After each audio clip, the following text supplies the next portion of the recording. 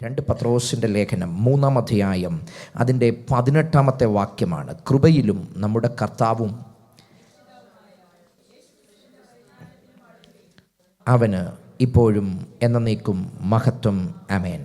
2 കാര്യമാണ് നമ്മൾ കഴിഞ്ഞ രാത്രിയിൽ ഒന്ന് ചിന്തിച്ചാരംഭിച്ചത്. നമ്മൾ വളരണം എന്ന് ദൈവം ആഗ്രഹിക്കുന്നു. നമ്മിൽ ദൈവം ആഗ്രഹിക്കുന്ന ഏറ്റവും പ്രധാനപ്പെട്ട കാര്യം നമ്മുടെ വളർച്ചയാണ്. ഒരപ്പൻ തൻ്റെ മക്കളുടെ വളർച്ചയെ ആഗ്രഹിക്കുന്നെങ്കിൽ സ്വർഗത്തിൻ്റെ അപ്പൻ അതുപോലെ ആഗ്രഹിക്കുന്നു നമ്മുടെ വളർച്ച. നമ്മൾ വളരണമെന്ന് സ്വർഗത്തിലെ അപ്പൻ ആഗ്രഹിക്കുന്നു. ഈ വളർച്ചയ്ക്ക് ഞാൻ കഴിഞ്ഞ രാത്രി പറഞ്ഞു നിർത്തിയത് അവിടെയാണ്. ഈ വളർച്ചയ്ക്ക് തടങ്ങൽ സൃഷ്ടിക്കുന്ന പലതിൻ്റെയും തടവറയിലാണ് നമ്മൾ. ഈ വളർച്ചയെ ഹനിക്കുന്ന പലതിൻ്റെയും അതിൽ ഒന്നാണ് കഴിഞ്ഞ രാത്രി നമ്മൾ പറഞ്ഞു നിർത്തിയ ആന്തരിക മുറിവുകൾ. ആഴത്തിലേറ്റ ഹൃദയ മുറിവുകളൊക്കെ ഈ വളർച്ചയെ തടസ്സപ്പെടുത്തുന്നതാണ്. ദൈവഹിതത്തെ നമ്മൾ വെളിപ്പെടുത്താതെ, ദൈവഹിതത്തിൻ്റെ പൂർണ്ണതയിൽ നമ്മൾ എത്താതെ, കർത്താവിൻ്റെ ഹിതത്തെ മനസ്സിലാക്കാൻ കഴിയാതെ നാം നമ്മെ തന്നെ കണ്ട്, നമ്മുടെ പരിമിതികളെ കണ്ട്, നമ്മുടെ അവസ്ഥകളെ കണ്ട്, നാം നമ്മോട് തന്നെ ലിമിറ്റ് ചെയ്ത് നമ്മളെ തന്നെ പരിമിതപ്പെടുത്തി പോകുന്നതിൻ്റെ പ്രധാനപ്പെട്ട കാര്യം നമ്മളുടെ അകത്തുള്ള ആന്തരിക മുറിവുകളാണ്. ഈ ആന്തരിക മുറിവുകൾ സംഭവിച്ച വ്യക്തികളിൽ സംഭവിക്കുന്ന പ്രധാന കാര്യം കഴിഞ്ഞ രാത്രി ഞാൻ പറഞ്ഞു. ഒരിക്കലും നമുക്ക് ദൈവത്തിൻ്റെ വിശാലമായ ഒരു പർപ്പസിനെ കാണാൻ അവിടെ കണ്ണ് തുറക്കത്തില്ല. ദൈവ ഇഷ്ടത്തെ കാണാൻ അവിടെ കണ്ണ് തുറക്കത്തില്ല. അവിടെ ലൈഫിനെ ഏറ്റവും അധികം അവരെ ഇങ്ങനെ കൊണ്ടെത്തിച്ച് നിർത്തുന്നത് ആ മുറിവുകളാണ്. ഈ മുറിവുകൾ ഇങ്ങനെ അവരുടെ ലൈഫിനെ വല്ലാതെ ഇംബാലൻസ് ചെയ്തുകൊണ്ടിരിക്കുക. ലൈഫിൻ്റെ ബാലൻസിങ് തന്നെ കളയും. കുടുംബജീവിതത്തിൻ്റെ ബാലൻസിങ് കളയും. സോഷ്യൽ ലൈഫിൻ്റെ ബാലൻസിങ് കളയും. സ്പിരിച്വൽ ലൈഫിൻ്റെ ബാലൻസിങ് കളയും. ദൈവാത്മാവുമായിട്ട് ഒരു റിഥം അവർക്ക് ലഭിക്കത്തില്ല. ആത്മാവുമായിട്ട് ഒരു സിങ്ക് ചെയ്ത് പോകാൻ അവർക്ക് കഴിയത്തില്ല. അവരുടെ മനസ്സിൽ എപ്പോഴും ഇങ്ങനെ ഉയർന്നു നിൽക്കുന്നത് മുറിവുകൾ. ഈ മുറിവിൻ്റെ വാക്കുകൾ, മുറിവേൽപ്പിച്ച വ്യക്തിയുടെ ആ വ്യക്തിയെപ്പറ്റിയുള്ള ചിന്തകൾ, വ്യക്തിയുടെ ഓർമ്മകൾ, ഇത് മനസ്സിൽ കിടക്കുന്നു. ആ സാഹചര്യത്തോട് നിർമ്മിക്കപ്പെടുന്ന ഭയങ്ങൾ, ആ ചുറ്റുപാടുകൾ വരുത്തുന്ന സമ്മർദ്ദങ്ങൾ എന്ന് പറഞ്ഞാൽ ഒരിക്കലും അവരുടെ ഉള്ളിനകത്ത് ഒരു ഡിവൈൻ ഫ്രീഡം അവർക്ക് അനുഭവിക്കാൻ പറ്റത്തില്ല. ഒരു ദൈവിക സ്വാതന്ത്ര്യം, ആത്മീയ ജീവിതത്തിൻ്റെയും സ്വർഗം നമുക്ക് നൽകിയ ഏറ്റവും വലിയ നന്മയെന്ന് പറഞ്ഞ സ്വാതന്ത്ര്യം. തിരുവിടത്തിൻ്റെ ഏറ്റവും വലിയ സ്വാതന്ത്ര്യം നന്മയാട്ടോ. ഏറ്റവും വലിയ നന്മയെന്ന് പറഞ്ഞ സ്വാതന്ത്ര്യമാണ്. അതുകൊണ്ടല്ലേ കർത്താവ് മനുഷ്യനെ ക്രിയേറ്റ് ചെയ്തപ്പം, അവനെ സൃഷ്ടിച്ചപ്പം സൃഷ്ടാവിനെ തള്ളിക്കളയാനുള്ള സ്വാതന്ത്ര്യം അതിനകത്തുണ്ടായിരുന്നു. ഞാൻ ചോദിക്കുന്നത്, ഇദി അമീനെ പോലെയോ അല്ലെങ്കിൽ കിം ജോങ് ഉന്നിനെ പോലെയോ ഒരാളായിരുന്നു നമ്മുടെ ദൈവമെങ്കിൽ നമ്മൾ ഇവിടെ ഇരിക്കത്തില്ല. സൃഷ്ടിച്ച ദൈവം അല്ലെങ്കിൽ കിം ജോങ് ഉങ്ങിനെ പോലെ ഒരാളായിരുന്നെങ്കിൽ, കിം ജോങ് ഉന്നിൻ്റെ പത്രസമ്മേളനത്തിനകത്തിരുന്ന് ഒരുവൻ ഉറങ്ങിക്കഴിഞ്ഞാൽ അന്ന് തല പോവും. അദ്ദേഹം, ഞാൻ കഴിഞ്ഞിടയ്ക്ക് ഒരു വീഡിയോ കണ്ടു. പുള്ളിയുടെ മന്ത്രിസഭയ്ക്കകത്തെ കാര്യങ്ങൾ പാസ്സാക്കുന്നത്. പുള്ളി ഒരു വിഷയം പറഞ്ഞിട്ട് പുള്ളി കൈ ഉയർത്തും. ഈ കൈ ഉയർത്തുമ്പോൾ അവിടെ ഉള്ളത് ഇങ്ങനെ ഓട്ടോമാറ്റിക്കായിട്ട് ഈ പ്രതിമകളൊക്കെ റോബോട്ടുകളൊക്കെ ഒരുപോലെ കൈ ഉയർത്തുന്ന പോലെ എല്ലാവരും ഒരുപോലെ കൈ ഉയർത്തും. ഒരാൾ ഉയർത്തിയില്ലേ അന്ന് അവസാനിച്ചു. എന്ന് പറഞ്ഞാൽ അതിനകത്ത് നയതന്ത്രമില്ല, അതിനകത്ത് ജനാധിപത്യമില്ല. പുള്ളി എന്തു പറയുന്നോ ആ പറയുന്നത് തന്നെ. കൈയടിച്ചാൽ എല്ലാവരും കൈയടിക്കണം. പിന്നെ കൃത്യമായ അറ്റൻഷൻ പുള്ളിയുടെ മുഖത്തുണ്ടായിരിക്കണം. ഒരാൾ അലക്ഷ്യമായി കഴിഞ്ഞാൽ അന്ന് അവൻ്റെ ആയുസ് തീരും. ഞാൻ ചിന്തിക്കുന്നു, ഇതുപോലെ ഒരാളായിരുന്നു നമ്മുടെ കർത്താവെങ്കിലോ അന്ന് തീർന്നേനെ നമ്മുടെയൊക്കെ ചരിത്രം. ഇരിയമ്മേൻ്റെ പത്രസമ്മേളനത്തിനകത്തിരുന്ന് ഉറങ്ങുന്നവരുടെ തല വെട്ടുമെങ്കിൽ അങ്ങനെ ദൈവം നമ്മളോടൊക്കെ ന്യായം വിധിച്ചിരുന്നെങ്കിൽ നമ്മളൊക്കെ എന്നേ തല പോയേനെ. കാരണം നമ്മൾ ഏറ്റവും മനോഹരമായിട്ട് നമ്മൾ ഈ ഒരു സാന്നിധ്യത്തിനകത്തിരുന്നും ഉറങ്ങാൻ നമുക്ക് പ്രത്യേക ഒരു കഴിവ് നമുക്കുണ്ട്. ഞാൻ പറഞ്ഞ നമ്മുടെ കർത്താവ് അങ്ങനത്തെ ഒരു ദൈവം അല്ല. അവിടുന്ന് സൃഷ്ടിച്ച മനുഷ്യനെ, ആ സൃഷ്ടാവിനെ തള്ളിക്കളയാനുള്ള സ്വാതന്ത്ര്യം ഏതനി വെച്ച് തന്നെ അവന് കൊടുത്തു.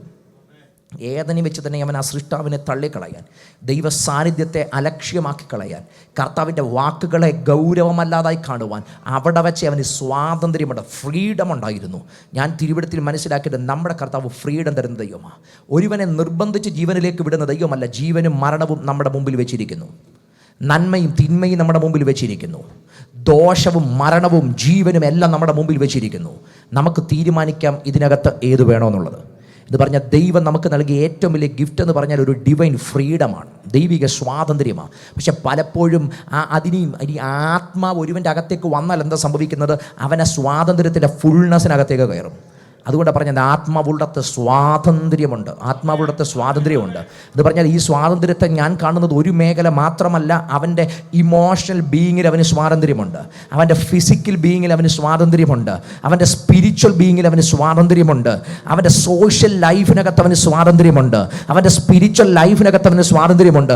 എന്ന് പറഞ്ഞാൽ അവൻ പോകുന്ന മുഴുവൻ മേഖലകളിലും അവന് ദൈവിക സ്വാതന്ത്ര്യത്തെ അനുഭവിക്കാൻ കഴിയും.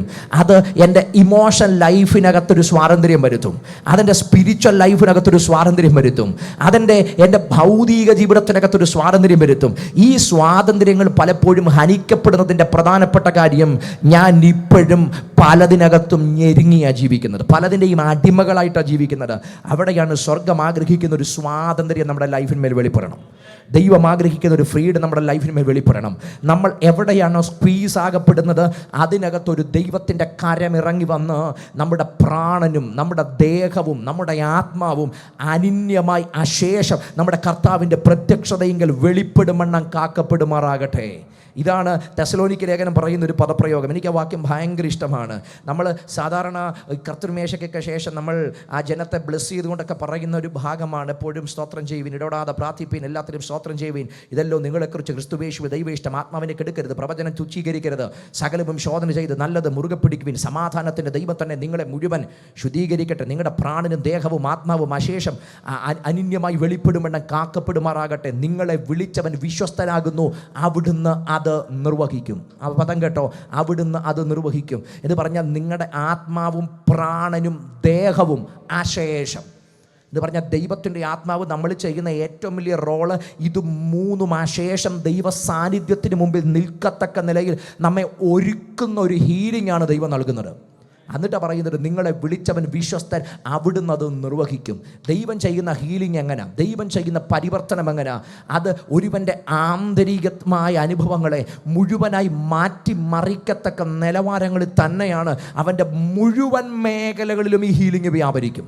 അവൻ്റെ മുഴുവൻ മേഖല, അവൻ്റെ ശരീരത്തിനകത്ത് മാത്രമല്ല. പലപ്പോഴും നമ്മൾ ഫോക്കസ് ചെയ്യുന്ന ഹീലിംഗ് നമ്മുടെ ശരീരത്തിനകത്ത് മാത്രമുള്ള കാര്യമാണ്. പക്ഷേ ശരീരത്തിനകത്ത് ഹീലിംഗ് നടക്കണമെങ്കിൽ ആദ്യം നമ്മുടെ അന്തരാത്മാവിലെ ഹീലിംഗ് നടക്കണം.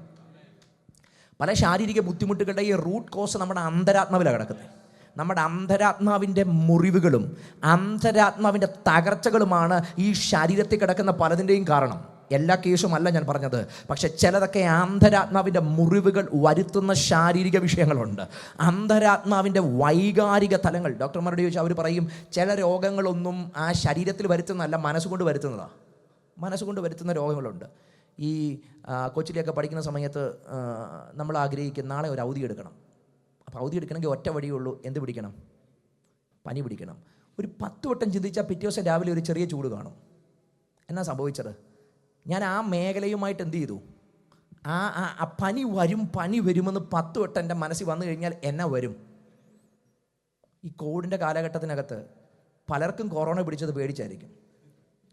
കാരണം നമ്മൾ അങ്ങനത്തെ ഒരു മാനസിക തലങ്ങൾ എന്ന് പറഞ്ഞാൽ നമ്മുടെ മാനസികമായിട്ട് കോവിഡിൻ്റെ മരണത്തിൽ ശരിക്കും ആദ്യ കാലഘട്ടത്തിനകത്ത് ഒരു റീസെൻറ്റ് സ്റ്റഡി ഞാൻ വായിച്ചു. മരിച്ചവർ നല്ലൊരു പങ്കും കോവിഡ് അല്ല അവരെ കൊന്നത്, അവരുടെ മനസ്സ് തന്നെ അവരെ കൊന്നേ.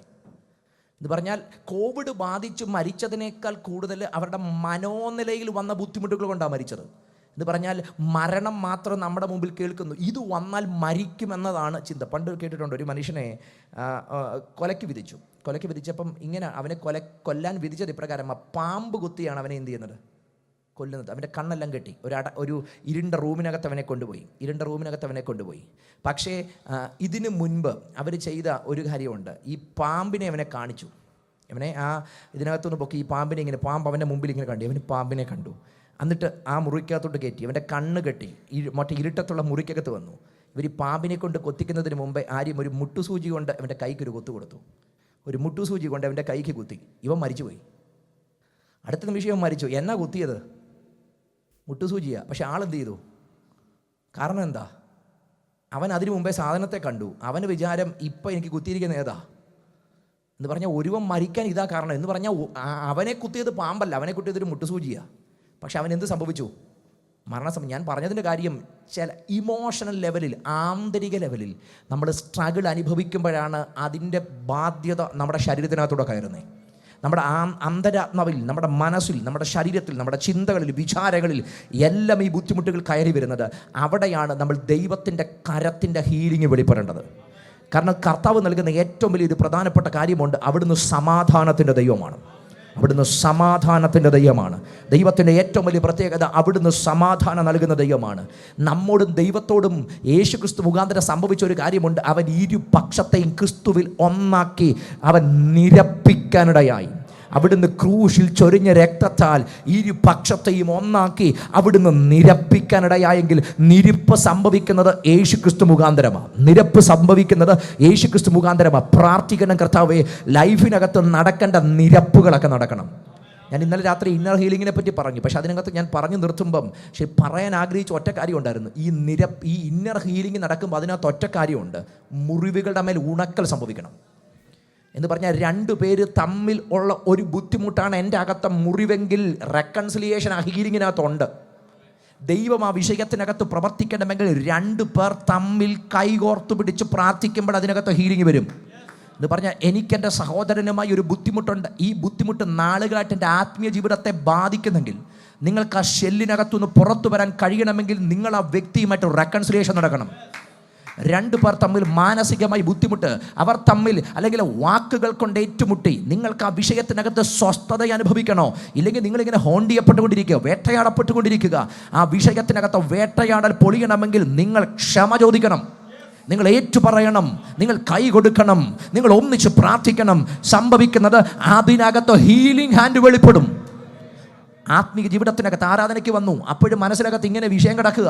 ആ വ്യക്തി പാടുന്നത് എനിക്കൊരു ബുദ്ധിമുട്ടാണ്, ആ വ്യക്തി അല്ലെങ്കിൽ പറയുന്നത് എനിക്കൊരു ബുദ്ധിമുട്ടാണ്, ആ വ്യക്തി എൻ്റെ അടുത്ത് ഇരിക്കുന്നത് എനിക്കൊരു ബുദ്ധിമുട്ടാണ്. ഇതൊക്കെ ഇങ്ങനെ മനസ്സിനകത്ത് കിടന്ന് തിങ്ങിക്കിടക്കുക. എവിടെയെങ്കിലും സ്വാതന്ത്ര്യം അനുഭവിക്കാൻ പറ്റിയോ? അവിടെ നല്ല ഒന്നാം തരം പ്രസൻസ് അനുഭവിച്ച് ജനം ദൈവത്തെ ആരാധിക്കുക. എൻ്റെ മനസ്സിൽ മൊത്തം ആ മനുഷ്യനാണ്, അവനെ ഇങ്ങനെ നോക്കിയിരിക്കുക, ആ വ്യക്തി ഇങ്ങനെ നോക്കിയിരിക്കുക. മനസ്സിനകത്ത് സ്വാതന്ത്ര്യം പോയില്ലേ? മനസ്സിനകത്ത് സ്വാതന്ത്ര്യം പോയില്ലേ? മടങ്ങി വരണമെന്ന്. ഇന്നർ ഹീലിംഗ് സംഭവിക്കണമെങ്കിൽ അതിനകത്ത് റെക്കൺസിലിയേഷൻ ഉണ്ട്. ആന്തരിക സൗഖ്യത്തിനകത്ത് റെക്കൺസിലിയേഷൻ ഉണ്ട്. പ്രാർത്ഥിക്ക്, കർത്താവേ, ഞങ്ങളുടെ മേൽ അങ്ങനെ ഒരു കരം കൂടെ വെളിപ്പെട്ട് വരട്ടെ. ഒരു നിരപ്പിൻ്റെ കരം ഞങ്ങളുടെ മേൽ വെളിപ്പെട്ട് വരട്ടെ. നിരപ്പ് പ്രാപിക്കാൻ ഏറ്റുപറയാൻ ക്ഷമ ചോദിക്കുക എന്നത് ഒട്ടും താഴ്ന്ന സ്വഭാവമല്ല. ക്ഷമ ചോദിക്കുക എന്നത് ഹയർ ക്വാളിറ്റിയാണ്. ഒരു മനുഷ്യന് ലഭിക്കാവുന്നതിൽ ഏറ്റവും ഹയർ ക്വാളിറ്റി എന്തെന്ന് ചോദിച്ചാൽ ക്ഷമ ചോദിക്കുന്നതാണ്. അത് ഏറ്റവും നല്ല ക്വാളിറ്റിയാണ്, ഹയർ ക്വാളിറ്റിയാണ്. എന്നാൽ ക്ഷമ ചോദിക്കാതെ ഇരിക്കുന്നതാണ് ദൈവത്തിൻ്റെ കണ്ണിൽ ഏറ്റവും മോശം കാര്യം. നമ്മൾ പലപ്പോഴും പറയാറുണ്ട്, അവൻ വേണമെങ്കിൽ എന്നോട് വന്ന് എന്ത് ചെയ്യട്ടെ, ഞാനെന്ത് ചെയ്യത്തില്ല. കാരണം എൻ്റെ ഈഗോ അവിടെ ഉയർന്നു നിൽക്കുക. എൻ്റെ പ്രിയരെ, ഇന്നർ ഹീലിംഗ് സംഭവിക്കണമെങ്കിൽ ചില ഈഗോയൊക്കെ പൊളിയണം. പലപ്പോഴും നമ്മുടെ വിഷയത്തിൻ്റെ റൂട്ട് കോസ് ഈഗോയാണ്. ദൈവവചനവും ദൈവാത്മാവും നമ്മൾ ചെയ്യുന്ന ഏറ്റവും വലിയ കാര്യം, ദൈവാത്മാവ് ഈഗോകളെ പൊളിക്കും. ഇത് മനുഷ്യന് ചെയ്യാൻ പറ്റത്തില്ല. രണ്ടുപേര് തമ്മിൽ വാക്കുകൊണ്ടൊരു വിഷയം ഉണ്ടെങ്കിൽ നല്ലൊരു ഇടനിലക്കാരനുണ്ടെങ്കിൽ പരിഹരിക്കാം. പക്ഷെ രണ്ട് ഈഗോ തമ്മിൽ കൂട്ടിമുട്ടിയെങ്കിൽ നമുക്കൊന്നും ചെയ്യാൻ പറ്റത്തില്ല. അതിങ്ങനെ അങ്ങ് പോകും. രണ്ട് ഈഗോകൾ അവിടെ എന്ത് ചെയ്തേക്കുന്നത്, ക്ലാഷ് ആയേക്കുന്നത്. ഈഗോകൾ തമ്മിൽ ക്ലാഷ് ആയ കാരണം ഈ ഈഗോകൾ അല്ലെങ്കിൽ ദൈവാത്മാവ് കയറി അതിനകത്ത് ഇടപെട്ടാൽ മാത്രമേ ഈഗോ കുറയത്തുള്ളൂ. ഒരു മനുഷ്യനും ഈഗോയെ ഡീൽ ചെയ്യാൻ പറ്റത്തില്ല. എന്നാൽ ഈഗോയെ ഡീൽ ചെയ്യാൻ പറ്റുന്ന ഒറ്റ ബുൾഡോസറേ ഉള്ളൂ, അത് ദൈവത്തിൻ്റെ വചനവും ദൈവത്തിൻ്റെ ആത്മാവും.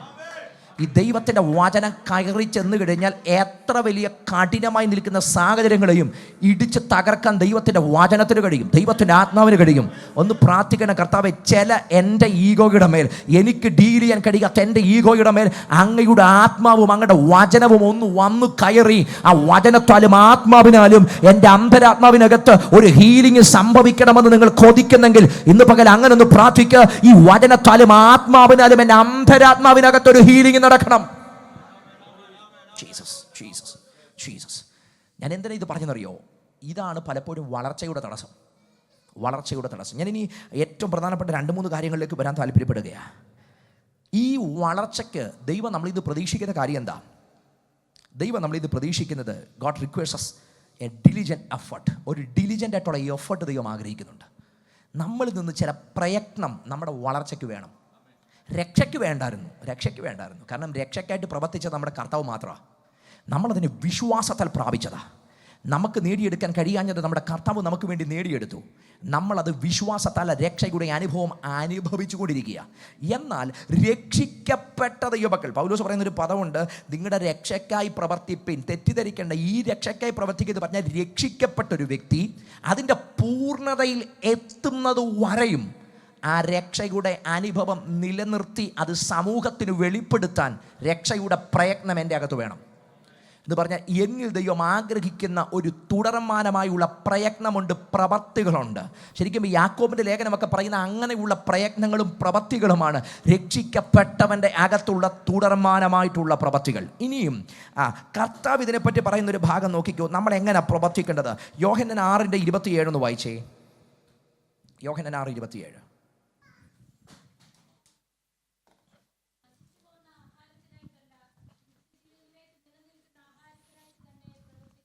ശ്രദ്ധിച്ച ഈ ഭാഗം, നശിച്ചു പോകുന്ന ആഹാരത്തിനായിട്ടല്ല, നിത്യജീവങ്കിലേക്ക് നിലനിൽക്കുന്ന ആഹാരത്തിനായിട്ട് തന്നെ പ്രവർത്തിപ്പിൻ.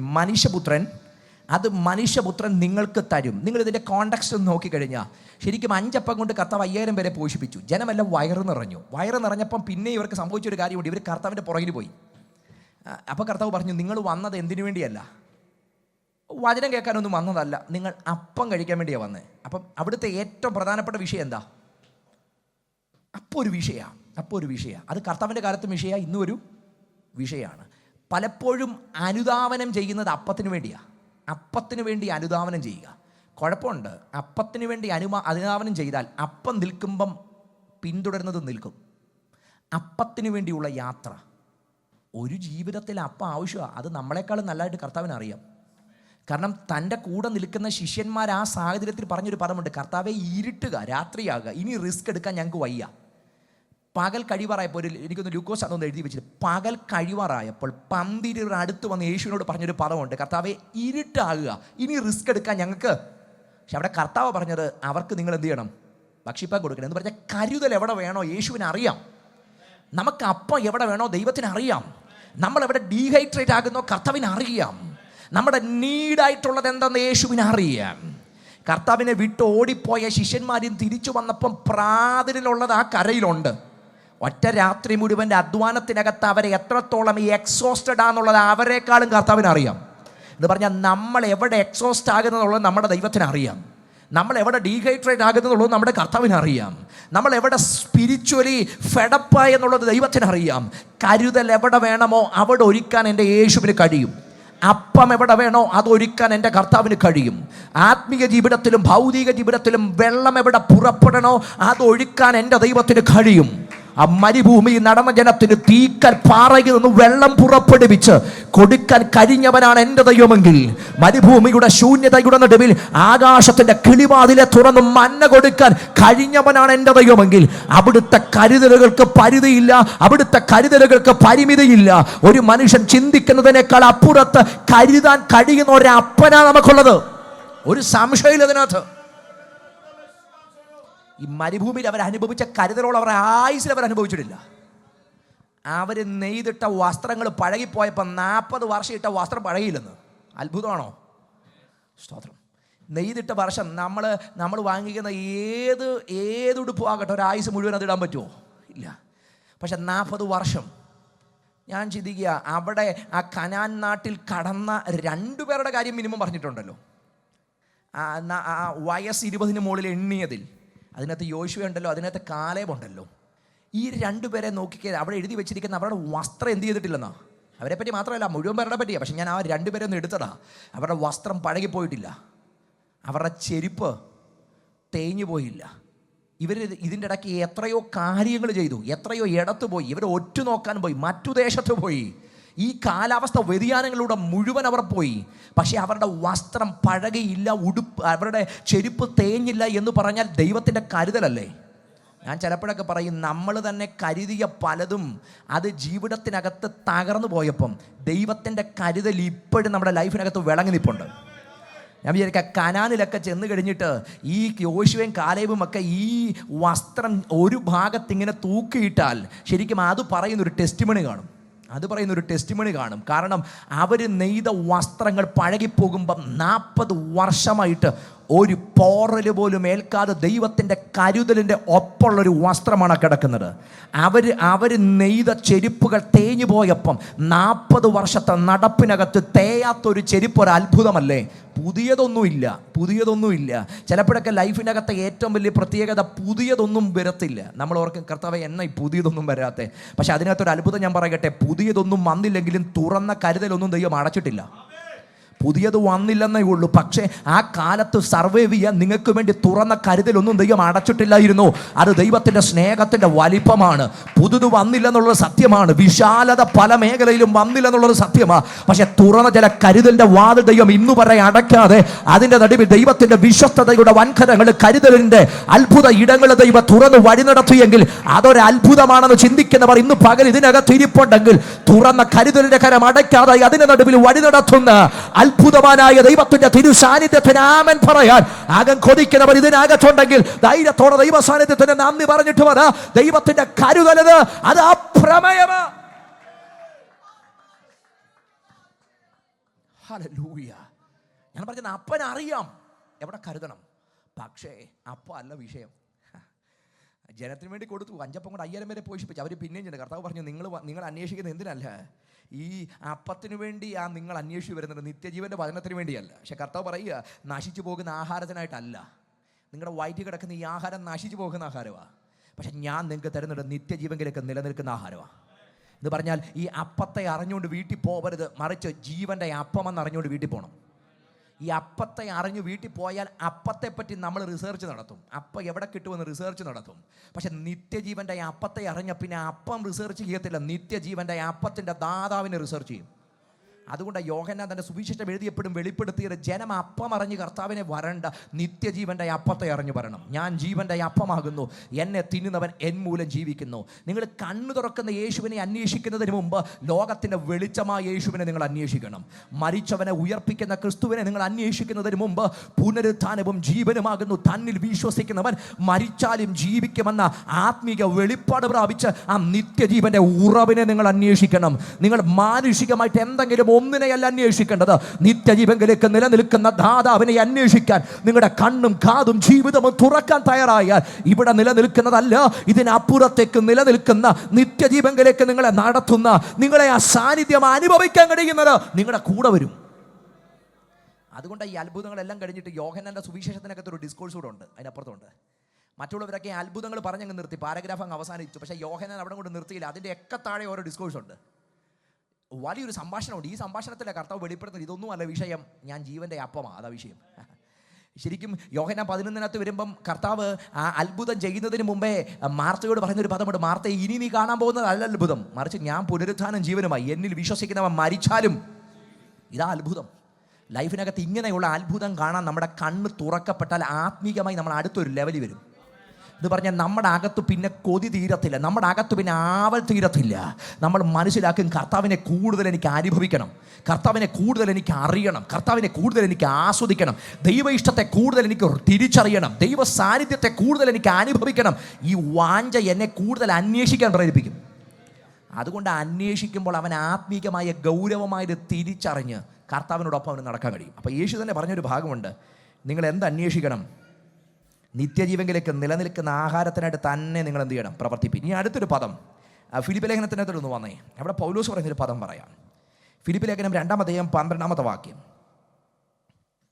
ഫിലിപ്പി ലേഖനം 2-ാം അധ്യായം 12-ാമത്തെ വാക്യം വായിച്ചേ.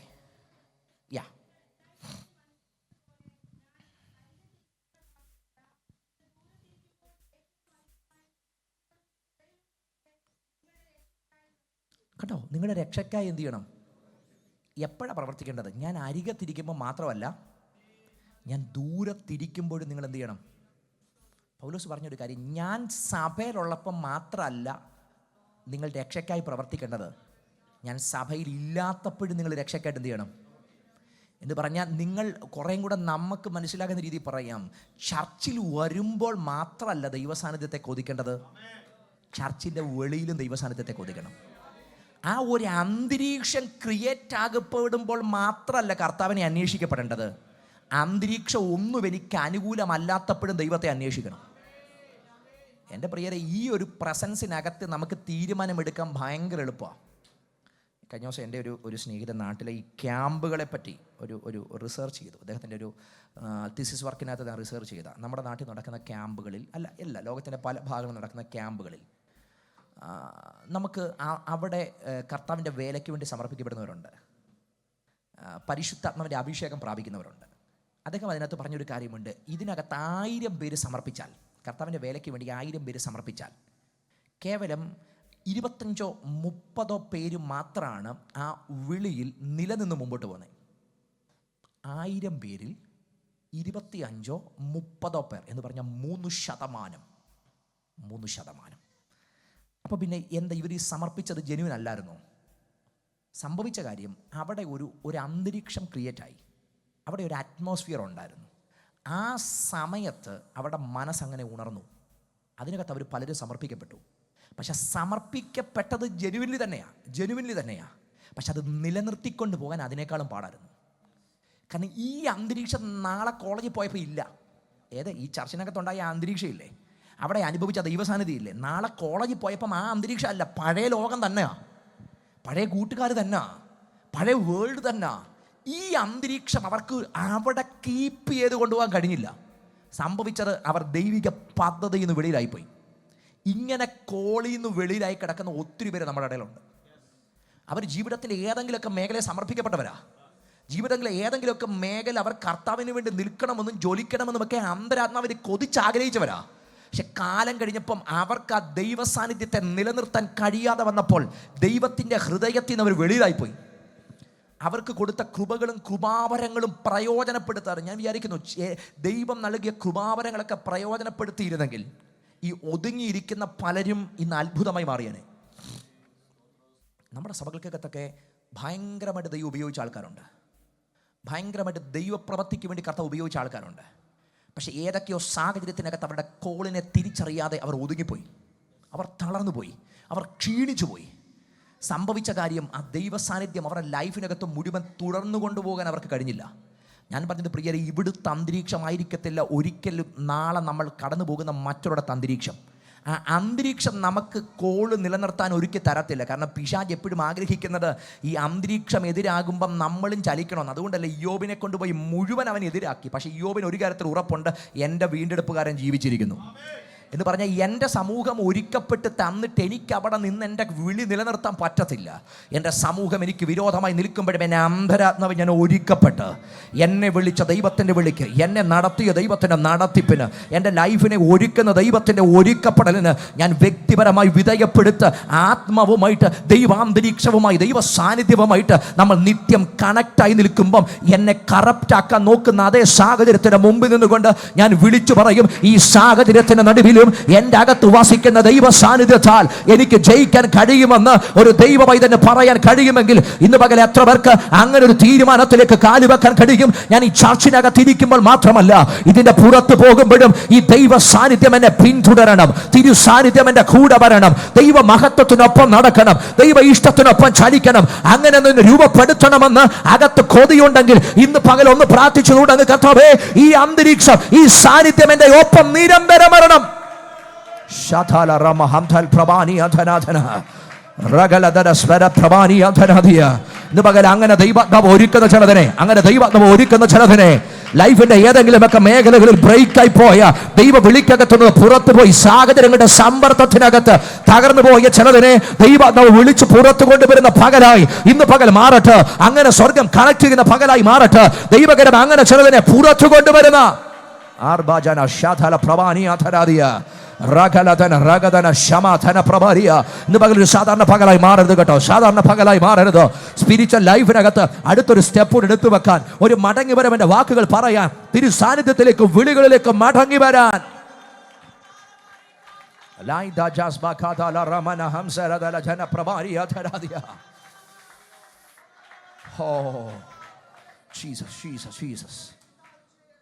എൻ്റെ പ്രിയരെ, ഒരു അറ്റ്മോസ്ഫിയറിനകത്ത് നമുക്ക് കണക്റ്റ് ആകാൻ എളുപ്പമാണ്.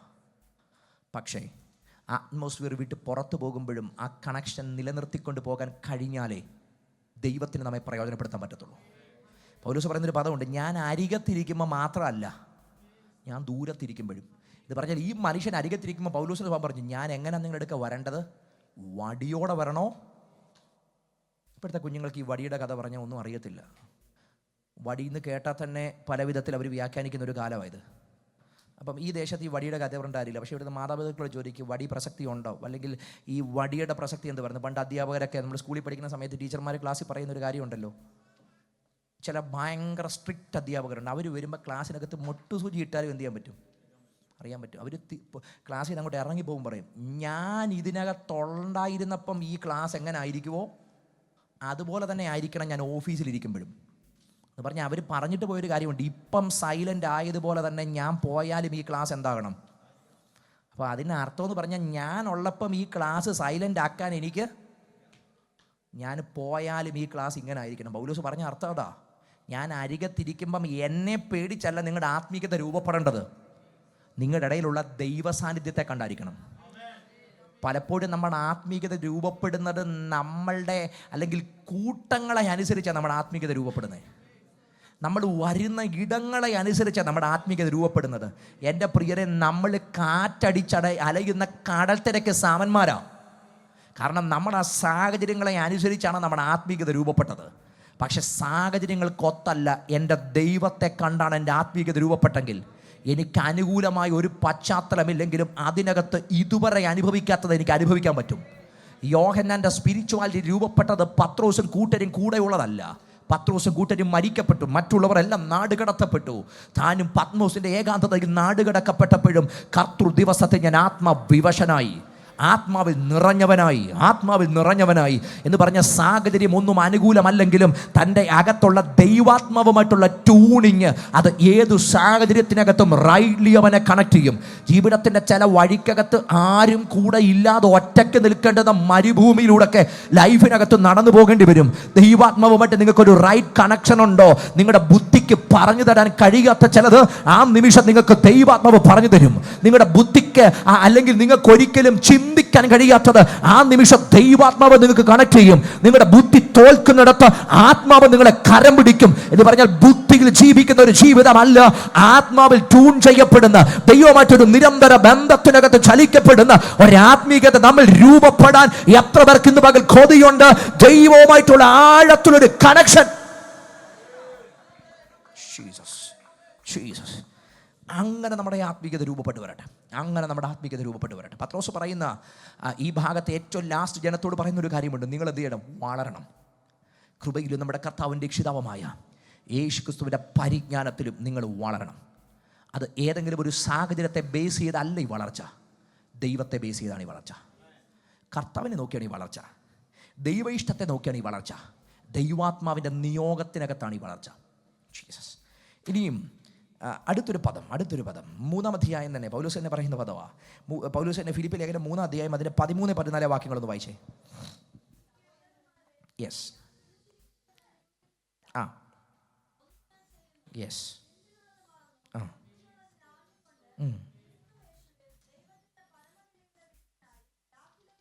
നിങ്ങൾ ശ്രദ്ധിച്ച പൗലോസ് പറയുന്ന പദം കേട്ടോ? ഞാൻ ഇപ്പോഴും പ്രയത്നിക്കുക. എന്തിനു വേണ്ടി? ലക്ഷ്യത്തിനു വേണ്ടി. എത്ര സഭ സ്ഥാപിച്ച മനുഷ്യനായത്! കാരണം ഈ ലേഖനം എഴുതുന്ന സമയത്ത് പുള്ളി കാരാഗ്രഹത്തിനകത്താണ്. പുള്ളിയുടെ 3 മിഷണറി യാത്രയും കഴിഞ്ഞു. ഈ 3 മിഷണറി യാത്രയ്ക്കകത്ത് പുള്ളി ഏഷ്യയിലെ പല സ്ഥലങ്ങളിൽ, ലുസ്ര, ദർബ, പിസിദിയ, അന്ത്യോക്യ, സൈപ്രസ് തുടങ്ങിയ പല സ്ഥലങ്ങളിലും ഈ മനുഷ്യൻ പോയി. അസാധാരണ വീര്യപ്രവൃത്തികൾ ദൈവം തന്നൂടെ ചെയ്തു. ഫിലിപ്പിയ, തെസ്സലോനിക്ക, ബെരോവ, അഥേന, കൊരിന്ത് തുടങ്ങിയുള്ള യൂറോപ്യൻ ദേശങ്ങളിൽ പൗലോസ് പോയി. ഈ പട്ടണങ്ങളുടെ മുഴുവൻ കടന്നു വന്നു. എത്ര സഭയാ മനുഷ്യൻ സ്ഥാപിച്ചു! 3-ാമത്തെ മിഷണറി യാത്രയ്ക്കകത്ത് എഫെസോസ് എന്ന് പറയുന്ന ഇരുണ്ട പട്ടണത്തിനകത്ത് ഈ മനുഷ്യൻ പോയി. അവിടെ സഭ സ്ഥാപിച്ചു. എന്ന് പറഞ്ഞാൽ എത്ര ആത്മീക വിഷയത്തിനകത്ത് സമ്പന്നനായി മനുഷ്യൻ. പൗലോസിനെ അഥേനയിലൊക്കെ പ്രസംഗം എന്ന് പറഞ്ഞാൽ ശരിക്കും ബൈബിളിലെ പ്രസംഗങ്ങളുടെ ഒരു ക്ലാസിക്കായിട്ട് നമുക്ക് വ്യാഖ്യാനിക്കാൻ പറ്റുന്ന ഒരു മെസ്സേജാണ് പൗലോസിന് അഥേനയിലെ മെസ്സേജ്. കാരണം അവിടെയുള്ള എപ്പിക്യൂര്യരും സ്റ്റോയിക്കരും തുടങ്ങിയുള്ള സൈദ്ധാന്തിക സമൂഹത്തെ അഡ്രസ്സ് ചെയ്തൊരു മെസ്സേജായിരുന്നു. പൗലോസ് പറയുന്നുണ്ട്, നിങ്ങളുടെ കവീവരന്മാർ ഇങ്ങനെ പറയുന്നു, നിങ്ങളുടെ തത്വജ്ഞാനികൾ ഇങ്ങനെ പറയുന്നു, നിങ്ങളുടെ ഇടയിലുള്ള ജ്ഞാനികൾ ഇങ്ങനെ പറയുന്നു എന്ന് പറഞ്ഞാൽ തത്വജ്ഞാനിക വചനം ആ മനുഷ്യൻ അറിയാം, കവീവരന്മാരുടെ വാക്കുകൾ തനിക്കറിയാം, സൈദ്ധാന്തിക ലാംഗ്വേജ് തനിക്കറിയാം. ഇൻ്റലക്ച്വൽ ആയിട്ടുള്ളൊരു സർമണായിരുന്നത്, ഇൻ്റലക്ച്വൽ സർമൺ. കാരണം തൻ്റെ മുമ്പിലുള്ള സമൂഹം ഇൻ്റലക്ച്വലി സൗണ്ടഡ് ആണെന്ന് മനസ്സിലായപ്പം പൗലോസ് അങ്ങനത്തെ ഒരു സമൂഹം, കോണ്ടക്ച്വൽ മെസ്സേജ് ആയിരുന്നത്. ആ കോണ്ടക്സ്റ്റുമായിട്ടൊന്ന് താതാത്മ്യപ്പെടുത്തിയിട്ട് ക്രിസ്തുവിനെ റൈറ്റ്ലി കണക്ട് ചെയ്തൊരു മെസ്സേജ് ആയിരുന്നു ഇതാ പൗലോസ് കൈമാറി കൊടുത്തത്. എന്ന് പറഞ്ഞാൽ അസാധാരണമായ അറിവുള്ള മനുഷ്യൻ, അനുഭവപരിചയമുള്ള മനുഷ്യൻ, അസാധാരണ ബോധ്യമുള്ള മനുഷ്യൻ. പക്ഷേ ഇപ്പം കാരാഗ്രഹത്തിൽ ലൈഫിൻ്റെ ഒരു സായാഹ്നം എന്നൊക്കെ പറയാം. ഈ സായാഹ്നത്തിൽ നിൽക്കുമ്പോഴും അദ്ദേഹം പറയുന്ന ഒരു പദമുണ്ട്, സഹോദരന്മാരെ ഞാൻ പിടിച്ചിരിക്കുന്നുവെന്ന് നിരൂപിക്കുന്നില്ല, ഞാൻ പിടിച്ചിരിക്കുന്നുവെന്ന് നിരൂപിക്കുന്നില്ല, ഇപ്പോഴും എനിക്ക് പിടിക്കാമോ എന്ന് വെച്ച് ഞാൻ ഓടിക്കൊണ്ടിരിക്കുക. എന്ന് പറഞ്ഞാൽ താൻ പറഞ്ഞത് എനിക്കൊന്നും ഷുവറല്ല. കാരണം ഞാൻ ഈ പോകുന്ന ലോകം എന്നെ മാറ്റിക്കളയുന്ന ലോകമാണ്, എന്നെ തകർത്ത് കളയുന്ന ലോകമാണ്. ഇടറിപ്പോകാൻ സാധ്യത എൻ്റെ മുമ്പിലുണ്ട്. പിന്നെ ഞാൻ നിൽക്കുന്നെങ്കിൽ അതിന് ഒറ്റ കാരണമേ ഉള്ളൂ, അത് ദൈവത്തിൻ്റെ കൃപയാല, ദൈവത്തിൻ്റെ കൃപയാല. ആ കൃപയുടെ വലിപ്പം തിരിച്ചറിയുന്ന പൗലോസിനറിയാം, ഞാൻ പിടിച്ചിരിക്കുന്നുവെന്ന് നിരൂപിക്കുന്നില്ല, എനിക്കും അത് പിടിക്കാമോ എന്ന് വെച്ച്. പ്രിയരെ, ഇങ്ങനൊരു കൊതി നമ്മുടെ അകത്ത് വരട്ടെ. നമുക്കൊന്നും ഷുവർ അല്ല കേട്ടോ, നമ്മളൊന്നും ഉറപ്പല്ല, നമ്മളൊന്നും ഒരു കൗച്ചർ സ്പിരിച്വാലിറ്റിക്കകത്തുള്ളവരാവരുത്. പലപ്പോഴും നമ്മുടെ ആത്മീയത ഇന്ന് ദൈവമായിട്ടുള്ള വാഞ്ച ഒന്നുമില്ല, നമ്മളൊരു കൗച്ച് ടൈപ്പ് സ്പിരിച്വാലിറ്റിയാണ്. ഒരു കൗച്ച് എന്ന് പറയുമ്പോൾ നന്നായിട്ട് അതിനകത്ത് വിശാലമായിട്ട് വളരെ ഫ്രീ ആയിട്ടിരിക്കാൻ പറ്റും. അത് പോയി സ്പായിലിരിക്കാം. പക്ഷേ സ്പായിലിരിക്കുന്നത് പോലെ ഇരിക്കാൻ പറ്റുന്ന ഇടമല്ല ഇവിടെ. ജീസസ്, അങ്ങനെ ഒരു ആത്മജീവിതം എനിക്ക് നയിക്കാൻ പറ്റത്തില്ലെന്ന്. കാരണം അത്ര ആയാസകരമല്ല ഈ ജീവിതം, അത്ര ആയാസകരമല്ല ഈ ജീവിതം.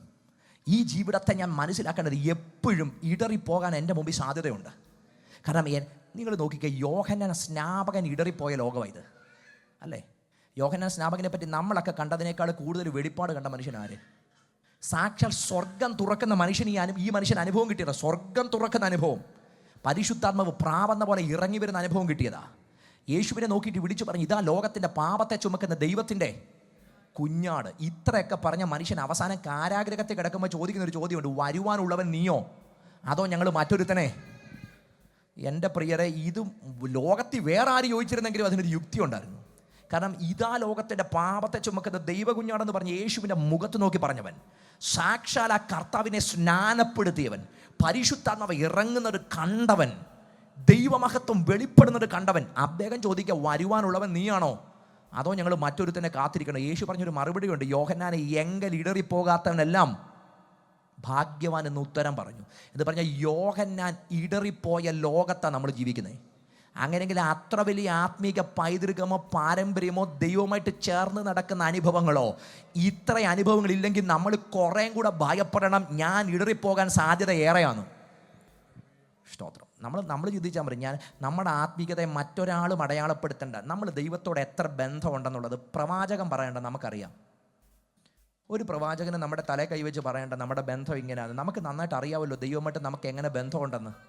കർത്താവുമായിട്ട് എത്ര നേരം സംസാരിക്കാൻ പറ്റുന്നുണ്ട്, കർത്താവിനോട് എത്രത്തോളം ഇടപെടാൻ പറ്റുന്നുണ്ട്. ഞാൻ ഇന്ന് കഴിഞ്ഞ രാത്രി പറഞ്ഞതുപോലെ, രാത്രി കിടക്കാൻ പോകുന്നതിന് മുമ്പേ രാവിലെ എഴുന്നേൽക്കുമ്പോൾ മുമ്പ് ഒരു ഫോർമൽ പ്രെയറിനപ്പുറത്തേക്ക് എത്രത്തോളം ഒരു പ്രാർത്ഥനാ ജീവിതമുണ്ട്. കർത്താവുമായിട്ട് ഡെയിലി ലൈഫിനകത്ത് എത്രത്തോളം സംസാരിക്കാൻ പറ്റുന്നുണ്ട്. ഞാനായിരിക്കുന്ന പ്രൊഫഷണൽ മേഖലയ്ക്കകത്ത് ഒരല്പം സമയം എൻ്റെ ദൈവത്തെ എനിക്ക് എൻ്റെ അന്തരാത്മാവിൽ മഹത്വപ്പെടുത്താൻ പറ്റുന്നുണ്ടോ? ഇല്ലെങ്കിൽ എൻ്റെ പ്രിയരെ, you are wasting your time. ഏറ്റവും ക്ലിയറായിട്ടാണ് ഞാൻ പറയുന്നത്. ഞായറാഴ്ച ആരാധനയ്ക്ക് വന്ന് പ്രസൻസ് സാറെന്ന് പറയുന്നതിനകത്തല്ല കാര്യം. നമ്മൾ പലപ്പോഴും പറയുന്നത് എന്തോ ദിവ്യത്വമുള്ളൊരു കാര്യം. ഞായറാഴ്ച നമ്മൾ ആരാധനയ്ക്കകത്ത് വന്നിട്ട് എന്ത് പറയുന്നു? I am presence sir. പണ്ടല്ലേ നമ്മൾ സ്കൂളിലൊക്കെ പറയത്തില്ലേ, പ്രസൻസ് സാർ, കൈവെക്കും. തമ്പുരാൻ്റെ മുമ്പിൽ അതൊരു വിഷയമല്ലെന്ന് ദാവീദ് പറയുന്നൊരു പദമുണ്ട്, കാട്ടിലെ സകല മൃഗാദികളും അങ്ങയുടേതാ, കാട്ടിലേതും ഈ സമുദ്രത്തിലേതും മുഴുവനും അങ്ങയുടേതാ എന്ന് പറഞ്ഞാൽ ഞാനൊരുത്തനില്ലെങ്കിലും ആർക്കാൻ ഒത്തിരി പേരുണ്ടെന്ന്. ഞാനൊരുത്തൻ ആർത്തില്ലെങ്കിലും ദൈവത്തെ ആർക്കാൻ ഒത്തിരി പേരുണ്ട്. 24/7 ആർക്കുന്ന സാറാഫുകൾ അവിടുത്തെ മുമ്പിലുണ്ട്. ദൂതന്മാർ അവരുടെ മുമ്പിൽ ആർക്കാനുണ്ട്. അവിടുത്തെ മുമ്പിൽ മഹത്വപ്പെടുത്തുന്ന വലിയ ദൂതസേനകളുണ്ട്. ഇവിടെയുള്ള പക്ഷി മൃഗാദികൾ മുഴുവൻ ആകാശം ദൈവത്തിൻ്റെ മഹത്വത്തെ വർണ്ണിക്കുന്നു. ആകാശവിധാനം അതിൻ്റെ കൈവേലയെ പ്രസിദ്ധമാക്കുന്നു. പകലിന് വാക്ക് പിടിക്കുന്നു, രാത്രിക്ക് അറിവ് നൽകുന്നു. ഭാഷണമില്ല, വാക്കുകളില്ല, ശബ്ദം കേൾപ്പാനുമില്ല എന്ന് പറഞ്ഞാൽ പ്രകൃതി അവിടുത്തെ ഘോഷിച്ചുകൊണ്ടിരിക്കുക, ഇവിടുത്തെ പക്ഷി മൃഗാദികൾ അവിടുത്തെ വർണ്ണിച്ചു കൊണ്ടിരിക്കുക. ഈ പ്രകൃതിയുടെ സൗന്ദര്യം അതിൻ്റെ സൃഷ്ടാവിനെ വർണ്ണിച്ചു കൊണ്ടിരിക്കുക. ഇവിടുത്തെ മലമടക്കുകൾ അതിൻ്റെ നിർമ്മിതാവിൻ്റെ സൗന്ദര്യത്തെ വർണ്ണിച്ചു കൊണ്ടിരിക്കുക. പ്രാപിക്കുക. ഇവിടെയുള്ള ആഴിയുടെ ആഴത്തിനകത്തുള്ള പൗഴപ്പുറ്റുകൾ തുടങ്ങിയുള്ള സകലതും തങ്ങളുടെ സൃഷ്ടാവിൻ്റെ ആ ക്രിയേഷൻ ബ്യൂട്ടിയെ വർണ്ണിച്ചു കൊണ്ടിരിക്കുക. അങ്ങനെങ്കിൽ ഇത് മുഴുവൻ വർണ്ണിച്ചു കൊണ്ടിരിക്കുമ്പോൾ എൻ്റെ പ്രിയരെ, ഞാൻ പറയുന്ന ഒരു പ്രസന്റിനപ്പുറത്തേക്കാണ് എൻ്റെ ആത്മീയ ജീവിതത്തിനകത്തുള്ള സമർപ്പണം എന്ന് പറയുന്നത്. എന്ന് പറഞ്ഞാൽ ഞാനൊരു ആരാധനയ്ക്ക് വരുന്നതിനകത്തല്ല കാര്യം, ആരാധനയ്ക്കകത്ത് വന്ന് ഞാൻ വെറുതെ ഇരിക്കുന്നതിനകത്തുമല്ല കാര്യം. ഇതിനപ്പുറത്ത് എൻ്റെ ലൈഫിനകത്ത് എൻ്റെ ദൈവവുമായിട്ട് ആഴത്തിലൊരു ബന്ധം എനിക്കുണ്ടോ? കർത്താവിനൊപ്പം എനിക്ക് നടക്കാൻ പറ്റുന്നുണ്ടോ? കർത്താവിനോടൊപ്പം എനിക്ക് ജീവിക്കാൻ പറ്റുന്നുണ്ടോ? കർത്താവ് പറയുന്നത് എനിക്ക് കേൾക്കാൻ പറ്റുന്നുണ്ടോ? യേശുവുമായിട്ട് വ്യക്തിപരമായ ഒരു ആത്മബന്ധം എനിക്ക് സംഭവിക്കുന്നില്ലെങ്കിൽ പ്രിയരെ, നമ്മൾ ദൈവ സാന്നിധ്യത്തിനകത്തൊന്നും വെളിയില്ല. ആഴമായ ഒരു ആത്മബന്ധത്തിലേക്ക്, ആഴമായ ഒരു ദൈവ ഇഷ്ടത്തിലേക്ക്, ആഴമായ ഒരു ദൈവഹിതത്തിനകത്തേക്ക് ഒന്ന് മടങ്ങി വന്നിട്ട് പറ, കർത്താവേ, അങ്ങയുടെ ആ അനുഭവത്തെ പിടിച്ചുകൊള്ളുവാൻ അവസാനം വരെയും എനിക്ക് കൃപ തരണമെന്നുള്ള ആഗ്രഹത്തോടെ ഇടറിപ്പോവരുത്. അതിന് അങ്ങയുടെ കൃപ എനിക്ക് ആവശ്യമാണ്. എൻ്റെ ലൈഫിൽ എനിക്ക് ഏറ്റവും ഇഷ്ടപ്പെട്ട ഒരു വിഷയം അതാണ് ഇവിടെ എഴുതി വെച്ചിരിക്കുന്നത്, ഗ്രേസ് അപ്പോൺ ഗ്രേസ്. ഞാൻ എൻ്റെ ലൈഫിനകത്തെ എപ്പം പ്രാർത്ഥിക്കാതിരുന്നാലും പ്രാർത്ഥിക്കുന്ന ഒരു പദമാണിത്. എപ്പോഴും പ്രാർത്ഥിക്കുന്ന ഒരു പദമാണ്, കർത്താവേ, കൃപമേൽ കൃപ പ്രാപിച്ച് മുമ്പോട്ട് പോകാൻ സഹായിക്കണം. കാരണം ലൈഫിനകത്ത് മറ്റൊന്നിനും എക്സിസ്റ്റൻസ് ഇല്ലെന്ന് ജീവിതത്തിനകത്ത് നമ്മൾ പഠിക്കുമ്പോഴാണ് ഈ കൃപയുടെ ആവശ്യകത നമുക്ക് മനസ്സിലാകുന്നത്. പലപ്പോഴും നമുക്ക് ഈ കൃപ ആവശ്യമില്ലാതെ വരുന്നത് എപ്പോഴാണെന്നറിയോ? നമുക്ക് മറ്റെവിടെയും സെക്യൂരിറ്റി തോന്നുമ്പോഴാണ് കൃപ നമുക്ക് ഫീൽ ചെയ്യാത്തത്. കാരണം എനിക്ക് എൻ്റെ എല്ലാ മേഖലയ്ക്കകത്തും എനിക്ക് സെക്യൂരിറ്റി അങ്ങോട്ട് ഫീൽ ചെയ്യാൻ തുടങ്ങി. അന്നേരം എനിക്ക് കൃപയുടെ ആവശ്യമില്ല. പക്ഷേ ഇൻസെക്യൂരിറ്റിയുടെ നടുവിൽ നമ്മൾ ഫീൽ ചെയ്യും, ഐ നീഡ് ഗ്രേസ്. പൗലോസിൻ്റെ ലൈഫ് ശൂലം വന്നപ്പോൾ പൗലോസ് വളരെയധികം കൊതിച്ച് ഈ ശൂലം ഒന്നും മാറണമെന്നോ. പക്ഷേ അവിടെ പറഞ്ഞു കൊടുത്തത് ഗ്രേസ് ആണ്. ഞാൻ ആ ഭാഗത്തേക്ക് വരും. അപ്പം ഞാൻ പറഞ്ഞത് ഈ കൃപയിലുള്ള ജീവിതം, കൃപയിൽ ആശ്രയിച്ചുള്ള ജീവിതം, ഇത് ഭയങ്കര പ്രസക്തമാണ് കേട്ടോ. പൗലോസ് പറയുന്നത്, ഞാൻ പിടിച്ചിരിക്കുന്നുവെന്ന് നിരൂപിക്കുന്നില്ല, ഇപ്പോഴും എനിക്ക് പിടിക്കാമോ എന്ന് വെച്ച് നിങ്ങളുടെ അകത്ത് ഇങ്ങനൊരു ആഗ്രഹം.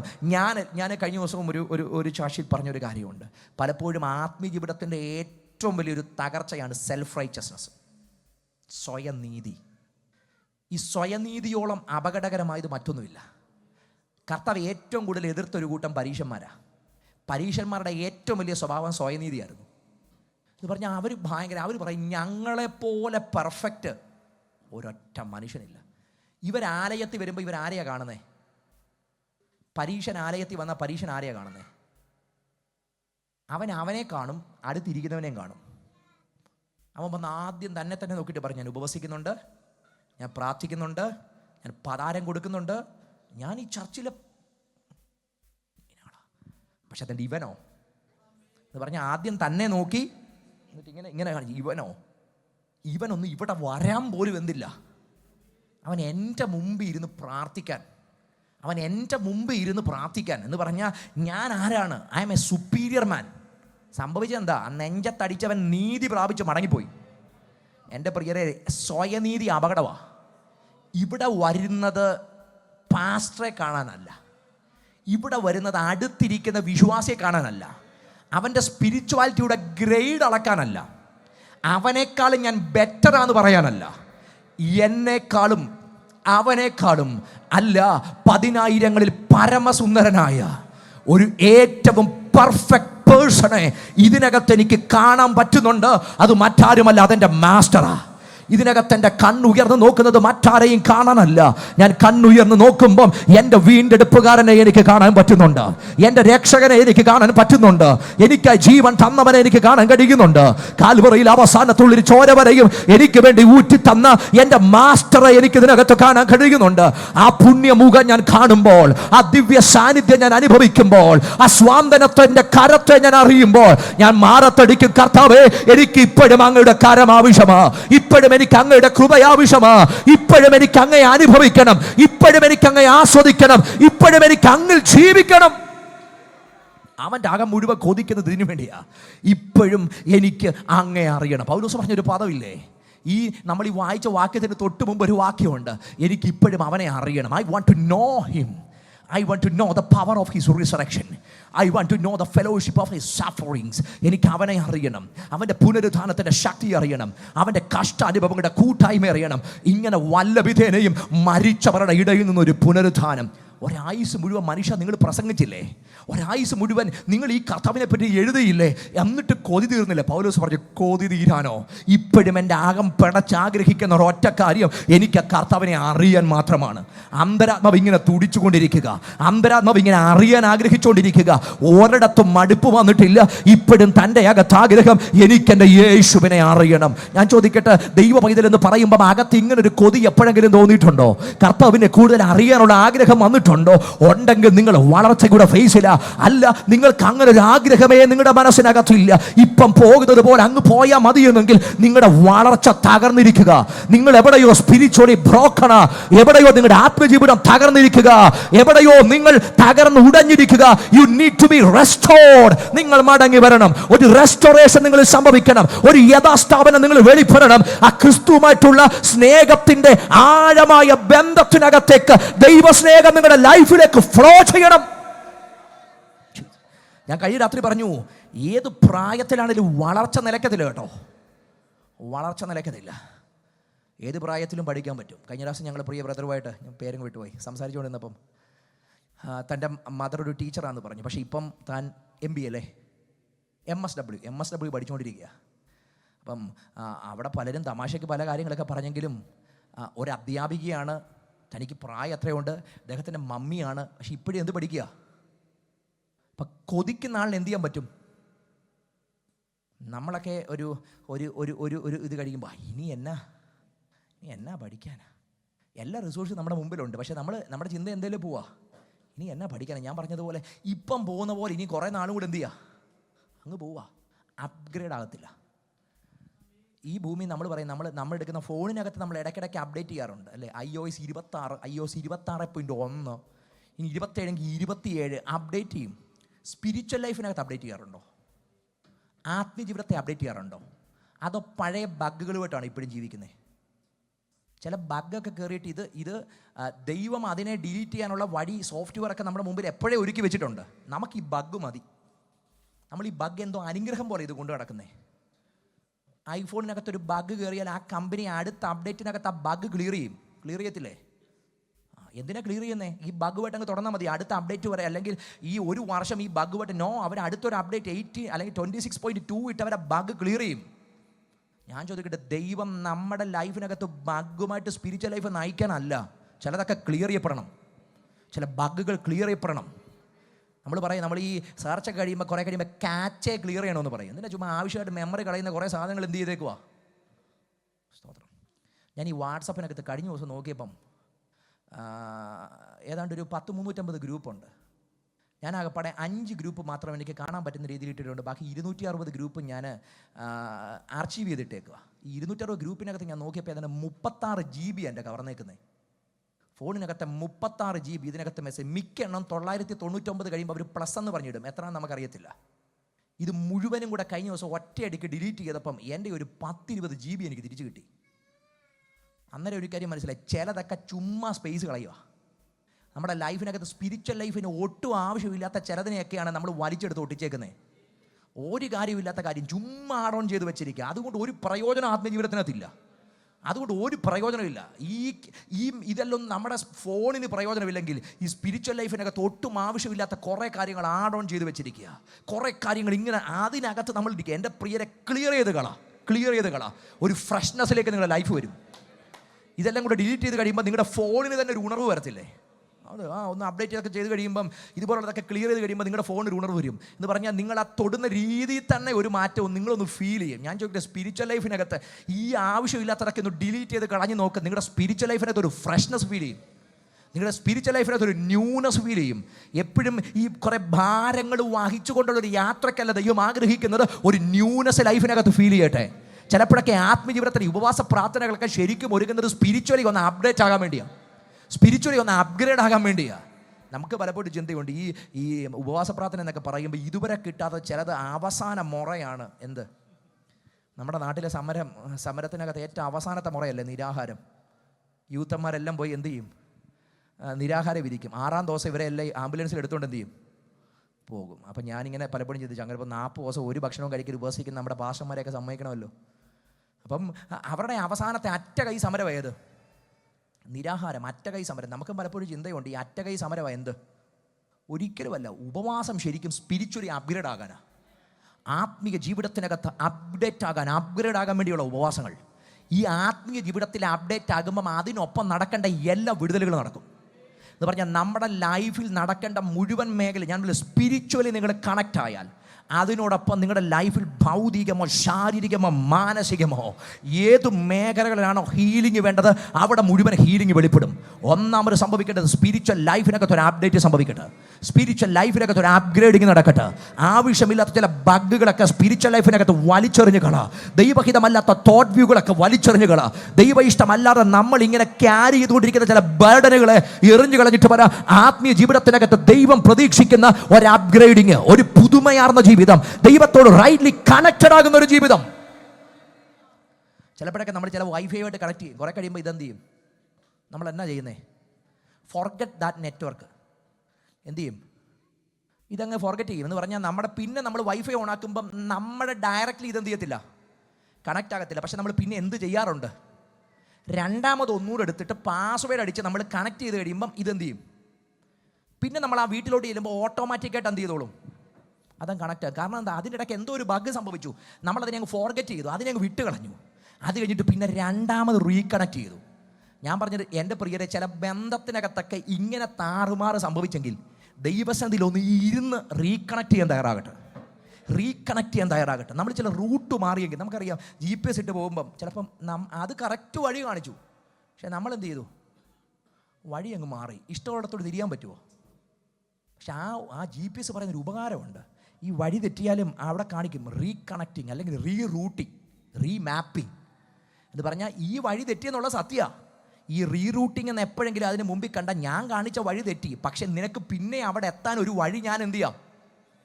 കാണിച്ചു തരത്തില്ലേ പുള്ളി?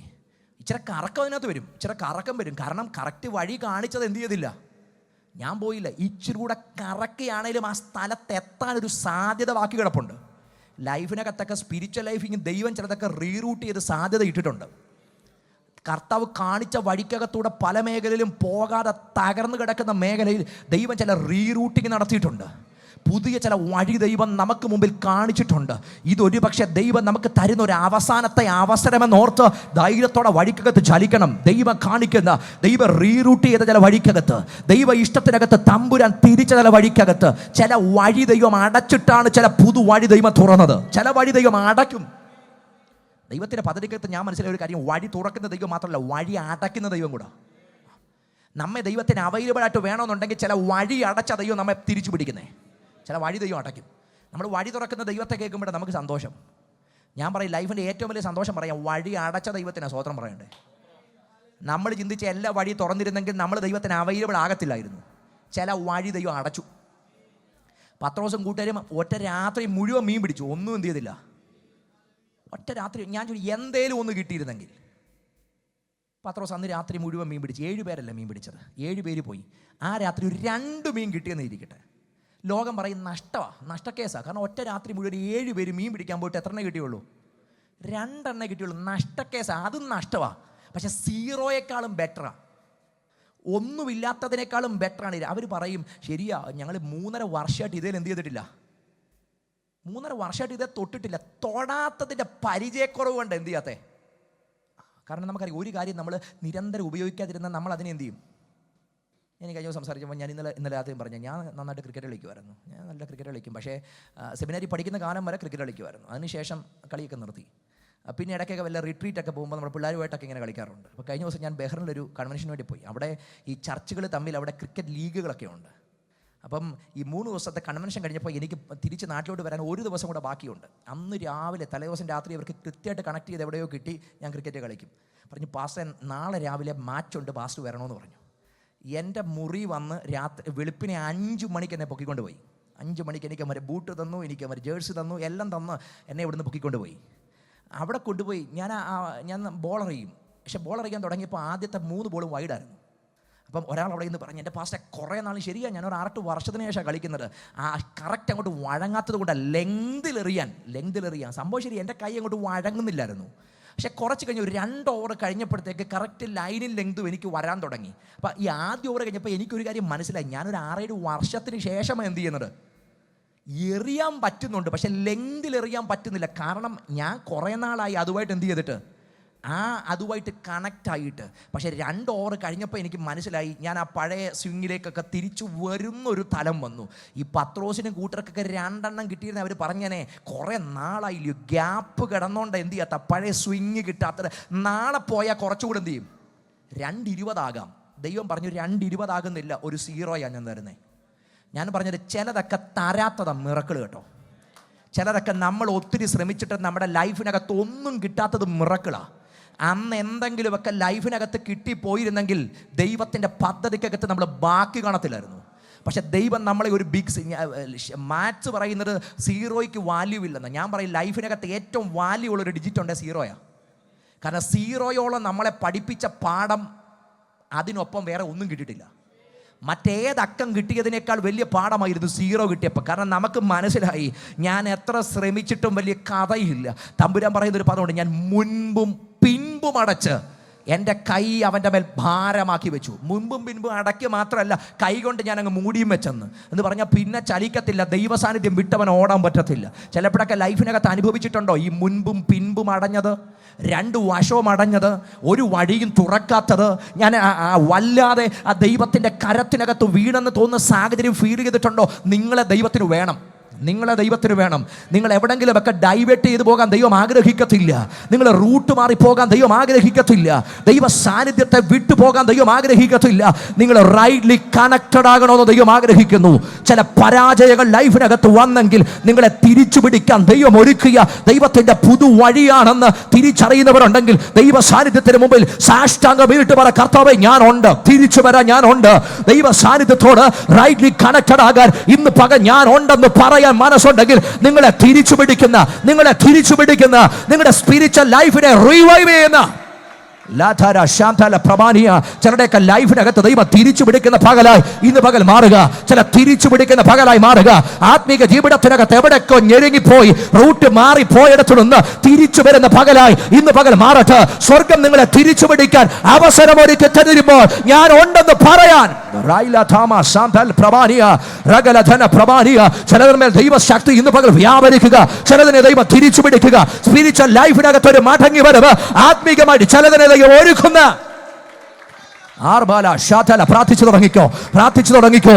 ദൈവകരം എൻ്റെ മേൽ ഇറങ്ങി വരട്ടെ. ദൈവകരം എൻ്റെ ലൈഫിന്മേൽ ഇറങ്ങി വരട്ടെ. ദൈവ മഹത്വം എൻ്റെ ജീവിതത്തിന്മേൽ ഇറങ്ങി വരട്ടെ. സ്വർഗം എന്നെ തിരിച്ചു പിടിക്കുന്ന, ദൈവ ഇഷ്ടത്തിലേക്ക് എന്നെ മടക്കി കൊണ്ടുവരുന്ന അസാധാരണ നിമിഷങ്ങളായി അങ്ങനെ അന്തരാത്മാവിൽ നിയോഗമുള്ള ദൈവമക്കൾ ഒരുമിച്ച് പ്രാർത്ഥിച്ചു തുടങ്ങിക്കോ. നിങ്ങളെ മടക്കി വിളിക്കുക. സ്വർഗം നിങ്ങളെ മടക്കി വിളിക്കുക. ദൈവം നിങ്ങൾക്ക് പുതു അവസരം നിങ്ങളുടെ മുമ്പിൽ തേടിച്ചിടുക. പുതിയ അവസരം ദൈവം നിങ്ങളുടെ മുമ്പിൽ തുറന്നിടുക. നിങ്ങളെ തിരിച്ചു വിളിച്ച് ദൈവഹിതത്തിനകത്തേക്ക് കണക്റ്റഡ് ആക്കുന്ന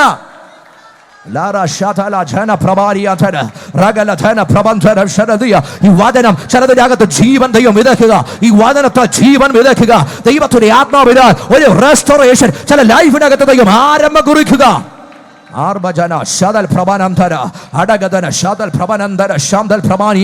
വിശ്വസിക്കുന്ന ദൈവമക്കൾക്ക് വേണ്ടി ഇന്ന് പകൽ ആ ദൈവശക്തിയുടെ അസാധാരണമായ വ്യാപാരം ഈ ദൈവസഭയ്ക്കകത്ത് വ്യാപരിക്കുക. ചില ആത്മാവിൽ അവരെ ദൈവ റൂട്ട് തിരിക്കുന്നത് ചില പരാജയത്തിന്റെ പൂരത്ത് നിന്നുകൊണ്ട് തന്നെ ദൈവത്തിന്റെ വഴിയെ കാണാൻ, ദൈവത്തിന്റെ വഴിയെ ആസ്വദിക്കാൻ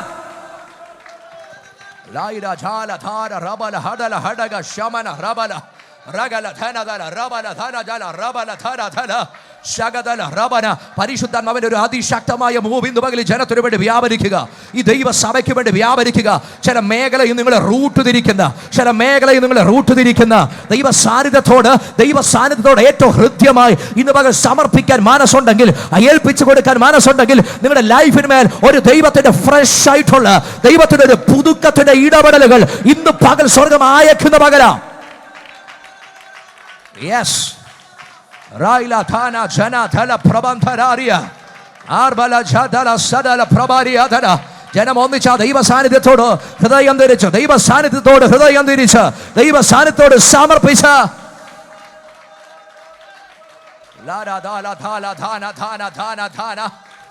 ലധര ധാന ധാന ധാന രഥ ലധര സഥലറിയ.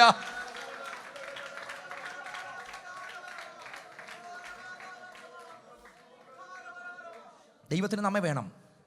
ദൈവത്തിന് നമ്മെ വേണം. ചില മേഖലയിൽ വളർച്ചയ്ക്കായിട്ട് ദൈവം നമ്മെ റീറൂട്ട് ചെയ്യും. വളർച്ചയ്ക്കായിട്ട് ദൈവം നമ്മെ റീറൂട്ട് ചെയ്യും. അതിനകത്ത് വിധേയപ്പെടുത്തി കൊടുത്താലേ ആത്മജീവിതത്തിനകത്ത് വളരാൻ പറ്റത്തുള്ളൂ. എൻ്റെ പ്രിയരെ, വളരാത്ത ഒറ്റയാളെയും ദൈവത്തിൻ്റെ പദ്ധതിക്കകത്ത് ദൈവത്തിന് വേണ്ട. ദൈവത്തിൻ്റെ പദ്ധതിക്കകത്ത് നിന്നുകൂടും. ഒരു കാഷ്വൽ ക്രിസ്ത്യൻ ലൈഫ് അല്ല നയിക്കേണ്ടത്. കാഷ്വൽ ക്രിസ്ത്യൻ ലൈഫ് അല്ല നയിക്കേണ്ടത്. ദൈവത്തിനത് ആവശ്യമില്ല. കാഷ്വൽ ക്രിസ്ത്യൻ ലൈഫ് ഒരു എല്ലാം കാഷ്വലായിട്ട് ഒരു സ്വാഭാവികത ഇല്ലാതെ ഒരു യാതൊരുവിധമായ ആത്മാർത്ഥത ഇല്ലാത്ത ക്രിസ്ത്യ ജീവിതം ദൈവത്തിന് വേണ്ട. അത് മതത്തിലാണ് ഉള്ളത്. മതത്തിൻ്റെ സെറ്റപ്പിനകത്തുള്ളത്. ഇത് ജീവനുള്ള ഇടവാ. ഇത് ജീവൻ വ്യാപരിക്കുന്ന ഇടവാ. ദൈവത്തിൻ്റെ ജീവനുള്ള ദൈവത്തിൻ്റെ സഭയായത്. ഇതിനകത്ത് നമ്മിന്ന് ദൈവം പ്രതീക്ഷിക്കുന്ന ഒരു ആത്മാർത്ഥതയുണ്ട്. നമ്മിന്ന് പ്രതീക്ഷിക്കുന്നൊരു വളർച്ചയുടെ കൊതിയുണ്ട്. ജീസസ്. പത്രോസിനെയൊക്കെ ദൈവം 0 ആക്കി. പക്ഷെ അപ്പുറത്ത് എന്നാ സംഭവിച്ചത്?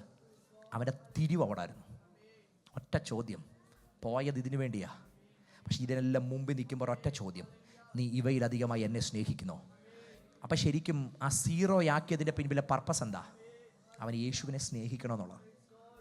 നമ്മൾ പോലും അറിയാതെ നമ്മുടെ ലൈഫിൻ്റെ ചില ശൂന്യതക്കകത്ത് ദൈവത്തിൻ്റെ ഉദ്ദേശം എന്നറിയോ? നമ്മൾ കർത്താവിനെ സ്നേഹിക്കണമെന്നുള്ളതാണ്. നീ ഇവയിലധികമായി എന്നെ സ്നേഹിക്കുന്നു. ഒന്നാമത് ചോദിച്ചു പത്രോസ് പറഞ്ഞു, കർത്താവ് എനിക്ക് നിന്നോട് പ്രിയമുണ്ട്. അതിൻ്റെ ലിറ്ററൽ ഗ്രീക്കിലൊക്കെ നോക്കിക്കഴിഞ്ഞാൽ ഫിലയോ എന്നാണ് പത്രോസ് പറഞ്ഞ്. കർത്താവ് ചോദിച്ചത് നിനക്കെന്നോട് അഗാപ്പയുണ്ടോയെന്ന്. പത്രോസ് പറഞ്ഞു, എനിക്ക് നിന്നോട് ഫിലയോട് സഹോദര സ്നേഹമുണ്ട് കർത്താവേ. കർത്താവ് ചോദിച്ചത് നിനക്ക് എല്ലാം മറന്ന് എന്നെ സ്നേഹിക്കാൻ പറ്റുമെന്ന്. രണ്ടാമത് കർത്താവ് ചോദിച്ചു, നിനക്കെന്നോട് അഗാപ്പയുണ്ടോ? എല്ലാം മറന്ന് നിനക്ക് എന്നെ സ്നേഹിക്കാൻ പറ്റുന്നുണ്ടോ? പത്രോസ് അന്നേരം പറഞ്ഞു, കർത്താവേ എനിക്ക് നിന്നോട് ഫിലയുണ്ട് കർത്താവേ, നല്ല സഹോദര സ്നേഹമാണ് എനിക്ക് എന്നോട്. മൂന്നാമത് കർത്താവ് അവൻ്റെ സ്റ്റാൻഡേർഡിൽ ഇറങ്ങിച്ചെന്ന് ചോദിച്ചു, നിനക്കെന്നോട് പ്രിയമെങ്കിലും ഉണ്ട് പത്രോസേ, നിനക്കെന്നോടൊരു ഫിലോയെങ്കിലും കാണിക്കാൻ പറ്റുമോ? അന്നേരം അവൻ പൊട്ടിക്കരഞ്ഞു. പത്രോസിന് മനസ്സിലായി കർത്താവിനിൽ നിന്ന് പ്രതീക്ഷിക്കുന്നത് ഇതല്ല. കർത്താവിനിൽ പ്രതീക്ഷിക്കുന്ന ഒരു ഫോമലായിട്ടുള്ളൊരു ക്രിസ്ത്യൻ ലൈഫല്ല, എല്ലാം കൊടുത്തുള്ളൊരു ജീവിതം. അന്നവൻ പറഞ്ഞു, കർത്താവേ നിനക്ക് സകലവും അറിയാം. ഒറ്റ കരച്ചില്ല. പത്രോസ് അവിടെ മുമ്പിൽ വെച്ച് 3 ചോദ്യങ്ങളിൽ തള്ളിപ്പറഞ്ഞവനെ അടുത്ത 3 ചോദ്യങ്ങൾക്കകത്ത് ഉറപ്പിച്ച് നിർത്തിയിട്ട് പൊട്ടിക്കരഞ്ഞവനോട് കർത്താവ് പറഞ്ഞു, ഇനി നീ പേടിക്കണ്ട, എൻ്റെ ആടുകളെ മേയ്ക്കുക. ശരിക്കും മടങ്ങി വന്നവനെ എൻ്റെ കർത്താവിനെ അറിയാം. റീഡെഡിക്കേറ്റ് ചെയ്തവനെ എൻ്റെ കർത്താവിനെ അറിയാം. ദൈവത്തിൻ്റെ ഹിതത്തിനകത്ത് നിന്നുകൊടുത്തവനെ എൻ്റെ ദൈവത്തിന് അറിയാം. ദൈവിക നിയോഗങ്ങൾ കൈമാറുന്നത് അങ്ങനെ ഒരുക്കപ്പെട്ടവനോട് മാത്രമാണ്.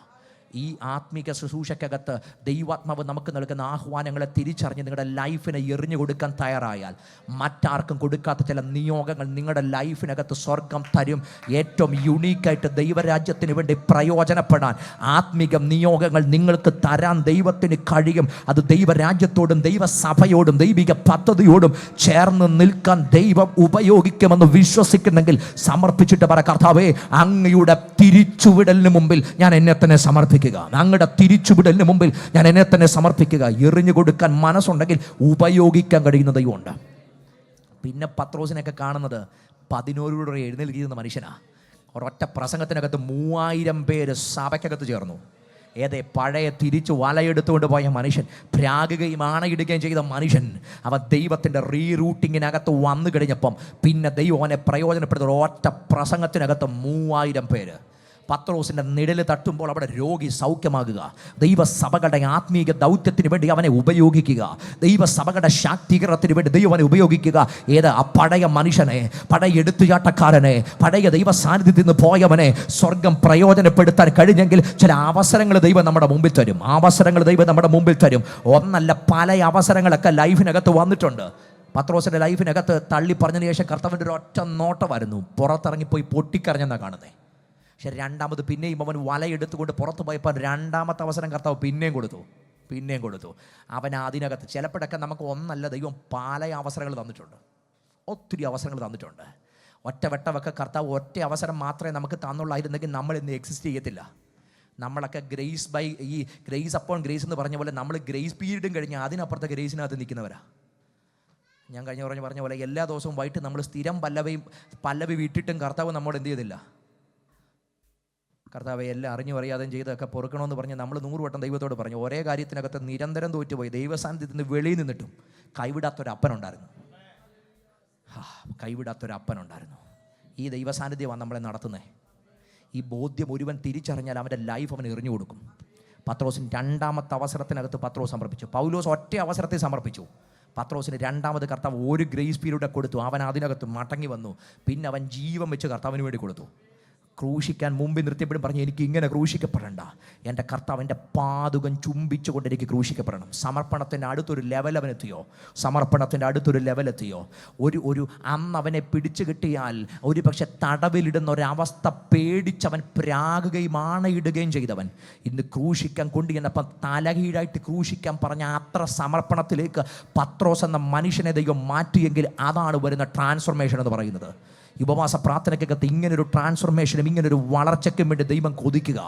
മറ്റു പലതിനകത്തും ഡൈവേർട്ടായി പോകാനല്ല, ദൈവവുമായിട്ടുള്ള ബന്ധത്തിനകത്ത്, ക്രിസ്തുവുമായിട്ടുള്ള ബന്ധത്തിനകത്ത്, ദൈവസ്നേഹത്തിനകത്തുനിന്ന് വരുവാനുള്ള നിത്യതയുമായി ബന്ധപ്പെടുത്തി എന്നെ തന്നെ മുഴുവനായിട്ട് ഞാൻ എറിഞ്ഞു കൊടുക്കാൻ തയ്യാറുണ്ടെന്ന് നിങ്ങൾ പറയുന്നെങ്കിൽ നിങ്ങളെ ഉപയോഗിക്കാൻ ദൈവത്തിന് കഴിയും. ചിലപ്പോഴൊക്കെ ദൈവം നമ്മെ തിരിച്ചു വിളിക്കും, നമ്മളെ തിരിച്ചു മടക്കിക്കൊണ്ടുവരും. ദൈവ ഇഷ്ടത്തിനകത്തേക്ക് ദൈവം നമ്മെ തിരിച്ചു കൊണ്ടുവരും. ജീസസ്. നമ്മൾ ഏറ്റവും ബെസ്റ്റ് എന്ന് ചിന്തിക്കുന്നതൊക്കെയാണ് ദൈവം നമ്മുടെ ലൈഫിൽ പൊളിക്കുന്നത്. ദൈവം അവിടെ നമ്മളോട് ദൈവം ചോദിക്കുന്നത്, ഞാൻ ഇന്നേക്ക് 1.25 വർഷം മുമ്പേ ദൈവം എന്നോട് ചോദിച്ചൊരു ചോദ്യമുണ്ട്. ലൈഫിന് മേൽ ദൈവം ഇട്ട കോളിനെ പൂർണ്ണമായിട്ട് ഫുൾഫിൽ ചെയ്യുന്നുണ്ടോയെന്ന്. എൻ്റെ ആ ശുശ്രൂഷ ജീവിതത്തിനകത്ത് 16.25 വർഷത്തിന് ശേഷമാണ് കർത്താവ് ആ ചോദ്യം ചോദിച്ചത്. 16.25 വർഷം. എൻ്റെ 17ാമത്തെ വയസ്സിലാണ് ഞാൻ കർത്താവിൻ്റെ വിലയ്ക്ക് വേണ്ടി ഇറങ്ങുന്നത്. എന്നാൽ എൻ്റെ 33.25 വയസ്സായ സമയത്താണ് ദൈവം എന്നോട് ഈ ചോദ്യം ചോദിക്കുന്നത്, കോൾ പൂർണ്ണമായി ഫുൾഫിൽ ചെയ്യുന്നുണ്ടോ? ഒരുക്കപ്പെടുന്ന വേദിയിൽ നിന്ന് പ്രസംഗിക്കുന്നതും, ഒരുക്കപ്പെടുന്ന കോൺഫറൻസിനകത്ത് നിന്ന് പ്രസംഗിക്കുന്നതും, പല സ്ഥലങ്ങളിൽ പോകുന്നതും ഇത് മാത്രമാണോ ഞാൻ വിളിച്ച വിളി? ഞാൻ കർത്താവിൻ്റെ മുമ്പിൽ അന്ന് മുട്ടുമടക്കി. ദൈവം നമ്മളെ ഏൽപ്പിച്ച ദൈവിക വിളിക്കകത്ത് നമ്മളെ എറിഞ്ഞു കൊടുക്കുന്നതിന് കർത്താവ് ചില സമയത്ത് നമ്മളെ ഭയങ്കരമായിട്ട്, നമ്മളൊരു സീറോയാണെന്ന് നമ്മളെ പഠിപ്പിക്കും, നമ്മളൊരു ശൂന്യമാണ് നമ്മളെ പഠിപ്പിക്കും, നമ്മളെക്കൊണ്ട് ഒന്നും ഓടാൻ പറ്റത്തില്ലെന്ന് നമ്മളെ പഠിപ്പിക്കും. എവിടൊക്കെ ദൈവം നമ്മളെ വെട്ടിക്കളയാൻ ആഗ്രഹിക്കുന്നു ആ മേഖല മുഴുവൻ ദൈവം നമ്മെ വെട്ടിക്കളയും.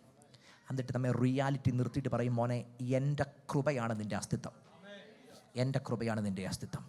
ആ ദൈവത്തിൻ്റെ എൻകൗണ്ടർ മുമ്പിൽ ഞാൻ എൻ്റെ ലൈഫിനെ എറിഞ്ഞു കൊടുത്തു. കർത്താവിൻ്റെ ആ ഒരു ദൈവിക റീറൂട്ടിങ്ങിനകത്ത് എൻ്റെ ലൈഫിനെ ഞാൻ എറിഞ്ഞു കൊടുത്തു. കാരണം എനിക്ക് അന്നൊരു കാര്യം മനസ്സിലായി, ഒരു പക്ഷേ എല്ലാ കാര്യങ്ങളും ഫോമലായി ഒരുക്കപ്പെട്ട ഒരിടത്ത് നിൽക്കുക എന്നത്, അത് ഞാൻ ആ വേദികളിലൊക്കെ ദൈവത്തിൻ്റെ നിയോഗങ്ങളുണ്ട്. ആ വേദികളൊക്കെ ദൈവത്തിൻ്റെ നിയമങ്ങൾ. കാരണം എൻ്റെ മേൽ ദൈവം ഇട്ട ദൈവത്തിൻ്റെ കോളിനകത്ത്, ദൈവത്തിൻ്റെ വാഗ്ദത്തത്തിനകത്തും മുറിവുണക്കുന്ന ആത്മീക ദൗത്യം ദൈവം എൻ്റെ അന്തരാത്മാവിൽ തന്നിട്ടുണ്ട്, ശുശ്രൂഷയിൽ തന്നിട്ടുണ്ട്. പക്ഷേ അത് ആ കോളിൻ്റെ ഒരു ഭാഗം മാത്രമാണ്. പക്ഷെ വ്യക്തിപരമായി ദൈവം നമ്മളെ ഏൽപ്പിച്ച മിഷൻ എന്ന് പറയുമ്പോൾ കർത്താവിൻ്റെ ദൗത്യവുമായിട്ട് വലിയൊരു സമൂഹത്തെ ക്രിസ്തുവിന് വേണ്ടി അടുപ്പിക്കുന്നതാണ്.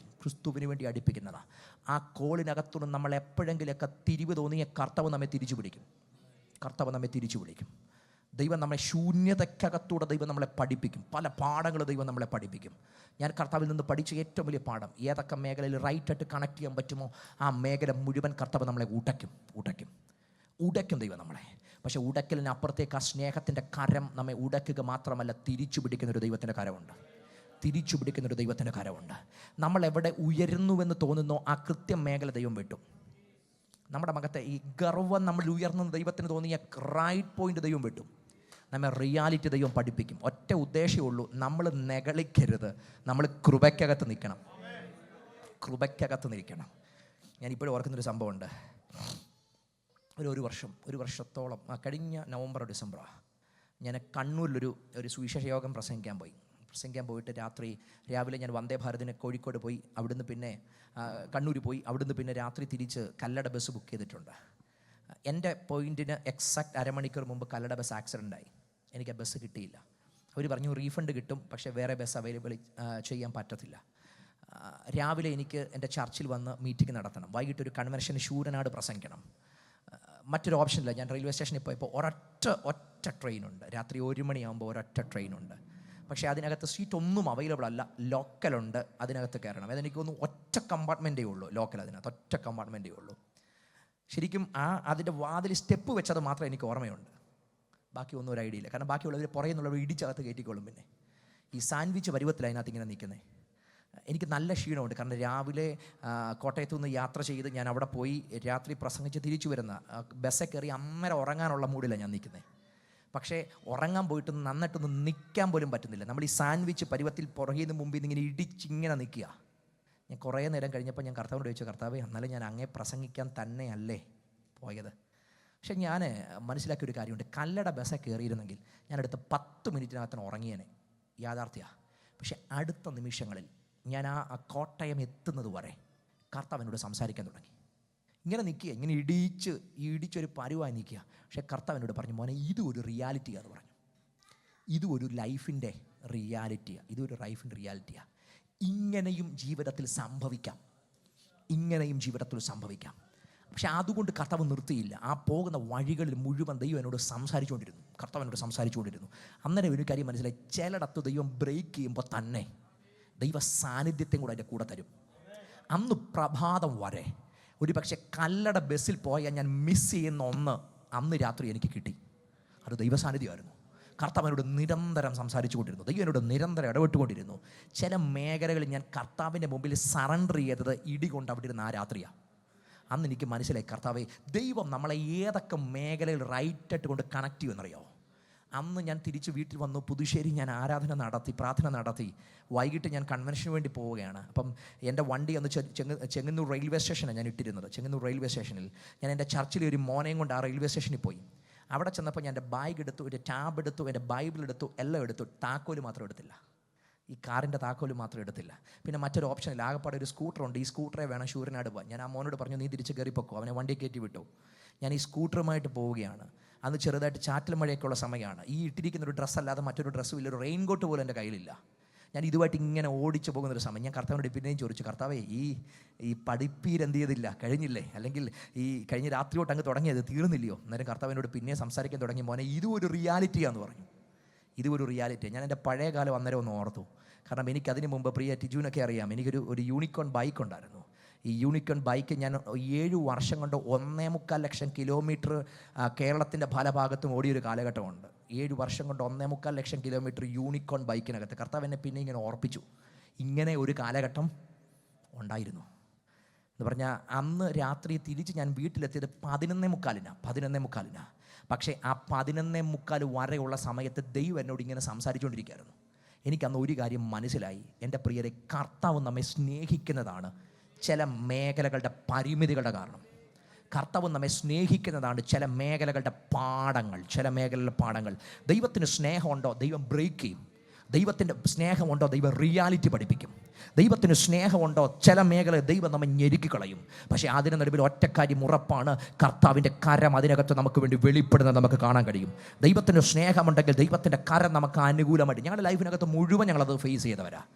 പ്രത്യേകിച്ച് ഞങ്ങളുടെ കുടുംബപരമായിട്ട് നോക്കിയാൽ 5 വർഷങ്ങൾക്ക് പുറകിൽ 2020 ഞങ്ങൾ മരണത്തെ കണ്ട സമയമുണ്ട്. എൻ്റെ പ്രിയപ്പെട്ടവൾക്ക് ക്യാൻസർ രോഗം സ്ഥിരീകരിച്ച് ഞങ്ങൾ മരണം മുഖാമുഖമായി കണ്ട മണിക്കൂറുണ്ട്. പക്ഷേ അതിന് നടുവിൽ ഇറങ്ങി വന്നിട്ട് ദൈവകരമാണ്. അന്ന് ലൈഫിനകത്ത് ഒത്തിരി മേഖലയിൽ, മാനുഷിക മേഖലയിൽ ഞങ്ങൾ തകർന്നു പോയ മണിക്കൂറുണ്ട്. പക്ഷേ അതിനപ്പുറത്തോട്ട് കർത്താവിൻ്റെ കരം ഇറങ്ങി വന്ന് വൈദ്യശാസ്ത്രം 3 മാസം എന്ന് പറഞ്ഞിട്ട് ദൈവം 3 ദിവസം കൊണ്ട് ഹീലാക്കുന്നത് കണ്ടിട്ടുണ്ട്. അവരെ കൊണ്ട് നടക്കാത്ത കാര്യങ്ങൾ അത്ഭുതകരമായി ചലിപ്പിക്കുന്ന ദൈവത്തിൻ്റെ കരം കണ്ടിട്ടുണ്ട്. ഞാൻ ഈ ഇന്നർ ഹീലിങ്ങിനെ പറ്റിയൊക്കെ ഇവിടെ സംസാരിക്കുന്ന സമയത്ത് ഇതൊന്നും എക്സ്പീരിയൻസ് ചെയ്യാഞ്ഞിട്ടല്ല പറയുന്നത്. ഇതൊക്കെ എക്സ്പീരിയൻസ് ചെയ്ത് ദൈവം പഠിപ്പിച്ചത് മാത്രമേ ഞാൻ എപ്പോഴും ജനത്തിന് കൈമാറുന്നത്. ഈ നിങ്ങളോട് പറയുന്ന മെസ്സേജുകളൊക്കെ ദൈവം ആദ്യം എന്നെ പഠിപ്പിച്ചത് മാത്രമേ ഞാൻ നിങ്ങളോട് പറഞ്ഞിട്ടുള്ളൂ. എൻ്റെ അന്തരാത്മാവിനകത്ത് ദൈവം വരുത്തിയ ഹീലിങ്ങുകളും എൻ്റെ അന്തരാത്മാവിനകത്ത് ദൈവം വരുത്തിയ മാറ്റങ്ങളും എന്നെ ദൈവം ഉടച്ച വഴികളും ഇത് മാത്രമേ ഞാൻ ജനത്തിന് കൈമാറിയിട്ടുള്ളൂ. അതുകൊണ്ട് തന്നെ പറയാം, ദൈവം നമ്മളെ പോകുന്ന വഴിക്കകത്ത് നമ്മൾ ബ്രേക്കായി ഒത്തിരി തലങ്ങളുണ്ട്. ഞാൻ ആത്മീകമായിട്ടും ശാരീരികമായിട്ടും ഒക്കെ ഉടഞ്ഞു പോയ ഒത്തിരി മണിക്കൂറുണ്ട്. കാരണം എൻ്റെ 30ാമത്തെ വയസ്സിലാണ് ഞാൻ അങ്ങനെ ഒരു സാഹചര്യത്തെ ഫേസ് ചെയ്യുന്നത്. അന്ന് എൻ്റെ കുഞ്ഞിന് 3 വയസ്സ് മാത്രമാണ് പ്രായം. പക്ഷേ ആ ഒരു സാഹചര്യത്തിനകത്ത് 100 കണക്കിന് ചോദ്യങ്ങൾ ഞങ്ങളുടെ മുമ്പിൽ കിടക്കുമ്പോൾ, ആ സാധ്യതകളുടെ ഒരു പരമ്പരകൾ മുമ്പിൽ കിടക്കുമ്പോൾ, ഞങ്ങൾ അന്ന് അനുഭവിച്ചൊന്നുണ്ട്, കർത്താവിൻ്റെ കരം ഇറങ്ങി വന്ന് എങ്ങനെ ഹീൽ ചെയ്യാൻ പറ്റുമെന്ന്.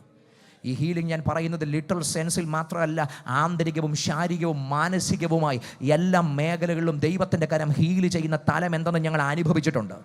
ഒരുപക്ഷെ ആത്മീക ജീവിതത്തിനകത്ത് ഉടഞ്ഞു പോകുമെന്ന്, ഇനി മുൻപോട്ട് പോകത്തില്ലെന്ന് പറഞ്ഞ ഒത്തിരി സാഹചര്യമുണ്ട്. ശുശ്രൂഷാപരമായിട്ട് അസ്തമിച്ചു പോയെന്ന് പറഞ്ഞ സാഹചര്യമുണ്ട്.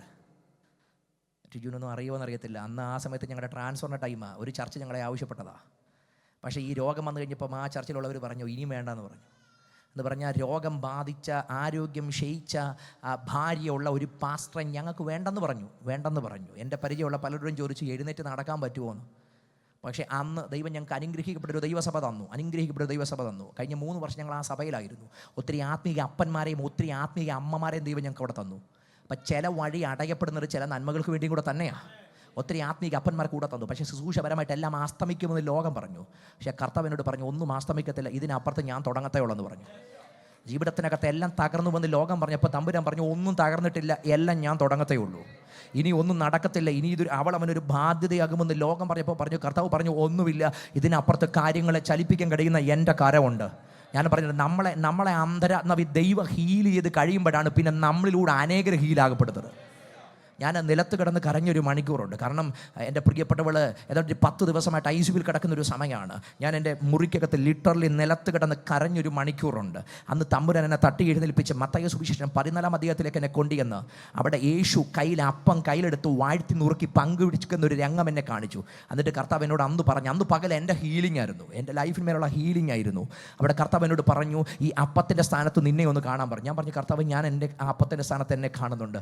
കർത്താവ് എന്നോട് പറഞ്ഞു ഈ അപ്പം കയ്യിലെടുത്തിട്ട് ഞാൻ എന്താ ചെയ്തത്? ഞാൻ പറഞ്ഞു അങ്ങ് അനുഗ്രഹിച്ചു, അങ്ങ് അതിനെ വാഴ്ത്തി, ഞാനും അത് കാണുന്നുണ്ട്, എൻ്റെ ലൈഫിന്മേൽ അങ്ങയുടെ അനുഗ്രഹം ഉള്ളത് ഞാൻ കാണുന്നുണ്ട്. പക്ഷേ രണ്ടാമത് കർത്താവ് എനിക്കൊരു ചോദ്യമുണ്ട്, then why you broke that bread? അങ്ങ് എന്തിനാണ് ആ ബ്രെഡിനെ മുറിച്ചത്?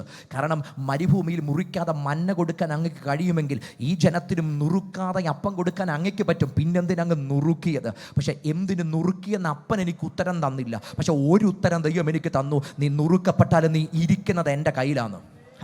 നീ നുറുക്കപ്പെട്ടാലും നീ ഇരിക്കുന്നത് എൻ്റെ കയ്യിലാണ്. അന്ന് എൻ്റെ അന്തരാത്മാവിൽ ഗ്രസിച്ചിരുന്ന ഭാരങ്ങൾ മാറിപ്പോകുന്നൊരു പകലായിരുന്നു. കാരണം എനിക്ക് മനസ്സിലായി നുറുക്കപ്പെട്ടു എന്നത് സത്യമാണ്, പക്ഷെ ഞാൻ ഇരിക്കുന്നത് എൻ്റെ കർത്താവിൻ്റെ കരുത്തമായ കരത്തിനകത്ത്, ആകാശത്തെ ഭൂമിയെ മുഴുവൻ നിയന്ത്രിക്കുന്ന അത്ഭുത കരത്തിനകത്ത്, ഈ ഭൂമിയിലെ സമുദ്രത്തെ മുഴുവൻ വഹിക്കുന്ന അത്ഭുത കരത്തിനകത്ത് ഞാൻ ഇരിക്കുന്നതെങ്കിൽ ഈ കരം എൻ്റെ ധൈര്യമാണ്, ഈ നാഥൻ എൻ്റെ ധൈര്യമാണ്, അവിടുത്തെ കരം എൻ്റെ ധൈര്യമാണ്, അവിടുത്തെ കരത്തിൻ്റെ അത്ഭുതങ്ങൾ എന്റെയും അത്ഭുതമാണ്. കർത്താവ് എന്നോട് പറഞ്ഞു ഈ കരത്തിൽ ഇരിക്കുന്നതാണ് ഏറ്റവും വലിയ കാര്യം. അന്ന് എനിക്കൊരു കാര്യം മനസ്സിലായി, നുറുക്കപ്പെട്ടാലും കുഴപ്പമില്ല, കരത്തിലിരുന്ന ധൈര്യമാണ്. പക്ഷെ മൂന്നാമത് കർത്താവ് ഒന്നുകൂടെ പറഞ്ഞു, ഈ നുറുക്കപ്പെട്ട ഈ അപ്പം ഒരിക്കലും എന്നും ഈ കരത്തിലിരിക്കത്തില്ല. ഈ കരത്തിൽ എടുക്കുന്നതിന് മുമ്പ് കർത്താവ് പറഞ്ഞൊരു കാര്യമുണ്ട്, അപ്പത്തെ ഈ ജനത്തെ പന്തിയായിട്ട് ഇരിക്കാൻ പറഞ്ഞു. ആദ്യം പറഞ്ഞത് പന്തിയായി ഇരുത്താനാണ്. 50ഉം 100ഉം പലവിധമുള്ള പന്തികൾ അവിടെ ഉണ്ടായിരുന്നു. പന്തി ഒരുക്കിയതിന് ശേഷം അപ്പത്തെ നുറുക്കിയത് എന്ന് പറഞ്ഞാൽ ആദ്യം ഒരുക്കിയത് പന്തികളാ. എന്നിട്ട് കർത്താവ് പറഞ്ഞു ഈ നുറുക്കപ്പെട്ട അപ്പം ഈ കരത്തിൽ ഇരിക്കത്തില്ല, ഇത് കടന്നു പോകാനുള്ള പന്തി ഉണ്ടെന്ന് പറഞ്ഞു. അന്ന് ദൈവം ശുശ്രൂഷപരമായിട്ട് എനിക്കൊരു ഉറപ്പ് തന്നു, ഇത് ഒരവസാനമല്ല, ഇതൊരു തുടക്കമാണെന്ന് പറഞ്ഞു. ശരിക്കും ഈ ദൂത് എനിക്ക് കിട്ടിയ ഉറപ്പിന് ശേഷം എൻ്റെ ലൈഫിനകത്ത് ഞാൻ കണ്ടത് വിപ്ലവമായിരുന്നു. അതുവരെ എനിക്ക് ആ ഒരു പർട്ടിക്കുലർ സർക്കിളിനപ്പുറത്തേക്ക് തെരുവ് സുവിശേഷകനെന്നല്ലാതെ, കാവല സുവിശേഷകനെന്നല്ലാതെ, മുറ്റത്ത് കൺവെൻഷന് ചെറുതായിട്ട് പ്രസംഗിക്കുന്നല്ലാതെ അതിനപ്പുറത്ത് ഒരു അഡ്രസ്സ് നമുക്ക് തന്നിട്ടില്ല.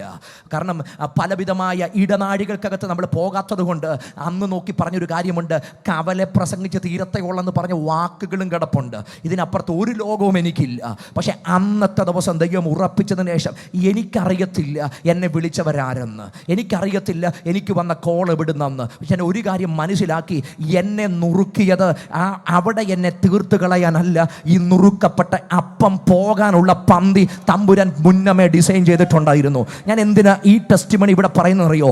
ഇങ്ങനെ നുറുക്കപ്പെട്ട ഏതെങ്കിലുമൊക്കെ മേഖലകളുള്ളവരുണ്ടെങ്കിൽ നിങ്ങൾക്ക് വേണ്ടി ചില പന്തിയും കൂടെ ഒരുക്കിയിട്ടാണ് സ്വർഗം നിങ്ങളെ കൊണ്ടുവന്നതെങ്കിൽ നിങ്ങൾ അന്തരാത്മാവിൽ ദൈവിക സൗഖ്യങ്ങളും ദൈവിക നിയോഗങ്ങളും പ്രാപിച്ചിട്ട് ഇതിനപ്പുറത്ത് നിങ്ങളുടെ ലൈഫിനകത്ത് മുൻപോട്ട് പോകാൻ കഴിയുന്ന ദൈവത്തിന്റെ പദ്ധതികൾ ദൈവം നിങ്ങളുടെ ലൈഫിനകത്ത് ഒരുക്കി വെച്ചിട്ടുണ്ട്. അത് ദൈവത്തിന്റെ ഇഷ്ടമാണ്. Jesus Jesus Jesus Jesus Jesus Jesus Jesus. ഞാൻ ഈ ഒരു കാലഘട്ടത്തിന് ശേഷം ഒറ്റ സംഭവം കൂടെ പറഞ്ഞു അടുത്ത വിഷയത്തിലേക്ക് ഈ ഒരു കാലഘട്ടത്തിന് ശേഷം എൻ്റെ പിതാവിന് സ്ട്രോക്ക് വന്നു.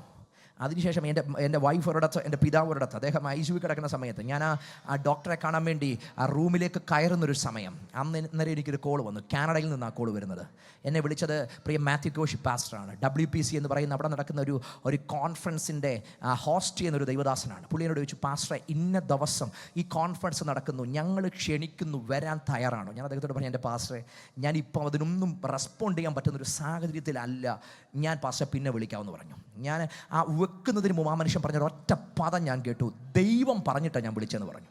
ദൈവം പറഞ്ഞിട്ടാണ് ഞാൻ ആ മനുഷ്യൻ അന്നേരം റെസ്പോണ്ട് കൊടുത്തില്ല. ഞാനത് ആ കോള് കട്ട് ചെയ്തു.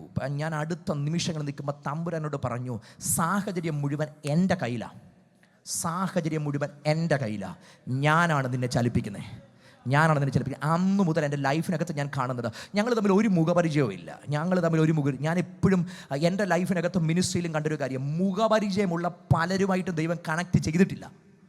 മുഖപരിചയമുള്ള പലരുമായിട്ടും ദൈവം കണക്ട് ചെയ്തിട്ടില്ല. ദൈവം കണക്ട് ചെയ്തത് പലതും ഒരു മുഖപരിചയം ഇല്ലാത്തവരുടെ അടുക്കലേക്കാണ്. ഇദ്ദേഹം പറഞ്ഞു, ഒരു മുഖപരിചയമില്ല, ഞങ്ങൾ തമ്മിൽ ഒരു ബന്ധവും ഇല്ല, ആരിലൂടെയും ഞങ്ങളെപ്പറ്റി അറിയത്തില്ല. പക്ഷേ ഒരു ദിവസം രാവിലെ തനിക്ക് ഒരാളിനെ ക്ഷണിക്കാൻ തോന്നിയപ്പം യൂട്യൂബിൽ കയറിയുന്നത് അപ്പാവെന്ന് തോന്നി. ഏതെങ്കിലും ഒരു പുതിയ മെസ്സേജ് കിട്ടുമെന്ന് ഓർത്ത് തപ്പി. അപ്പം അന്ന് ആകെപ്പാടെ വല്ലപ്പോഴും 2-3 പ്രസംഗം എന്നല്ലാതെ യൂട്യൂബിൽ പോലും എൻ്റെ മെസ്സേജ് അങ്ങനെ കിടപ്പില്ല. പക്ഷേ അദ്ദേഹം യൂട്യൂബ് എടുത്ത് നോക്കിയപ്പം അതിൻ്റെ ആദ്യം കണ്ടൊരു മെസ്സേജ് എൻ്റെ മെസ്സേജ്. അതെങ്ങനെ ആ ട്രെൻഡിങ് ലിസ്റ്റ് വന്നെന്ന് എനിക്കറിയത്തില്ല. പക്ഷേ കൃത്യമായിട്ട് തമ്പുരാൻ്റെ പദ്ധതിയാണെങ്കിൽ റൈറ്റായിട്ട് വരും. അതൊരു കവലെ പ്രസംഗിക്കുന്ന ഒരു മെസ്സേജാണ്. ആ പ്രസംഗിക്കുന്ന ഒരു മെസ്സേജ് ആ മനുഷ്യൻ കണ്ടു. അന്നേരം ദൈവം പറഞ്ഞു, ഈ മനുഷ്യനെ വിളിക്കാൻ പറഞ്ഞു. ഞങ്ങൾ അദ്ദേഹത്തിന് എൻ്റെ നമ്പർ അറിയത്തില്ല, ആരുടെയും നമ്പർ അറിയത്തില്ല. എൻ്റെ ഫേസ്ബുക്ക് അദ്ദേഹം തപ്പിയപ്പം തൻ്റെ പരിചയത്തിലും എൻ്റെ പരിചയത്തിലുമുള്ള ഒറ്റ ഒരാൾ മാത്രമേ ഉള്ളൂ. ഈ ആൾ റൈറ്റായിട്ട് ഇദ്ദേഹത്തിൻ്റെ പരിചയത്തിലുള്ള ആളാണ്. വിളിച്ചു, നമ്പർ എടുത്തു. ഞാൻ അന്നൊരു കാര്യം മനസ്സിലാക്കി, നമ്മൾ ഈ ബന്ധവും സ്വന്തവും പറഞ്ഞിട്ടൊന്നും ഒരു കഥയില്ല.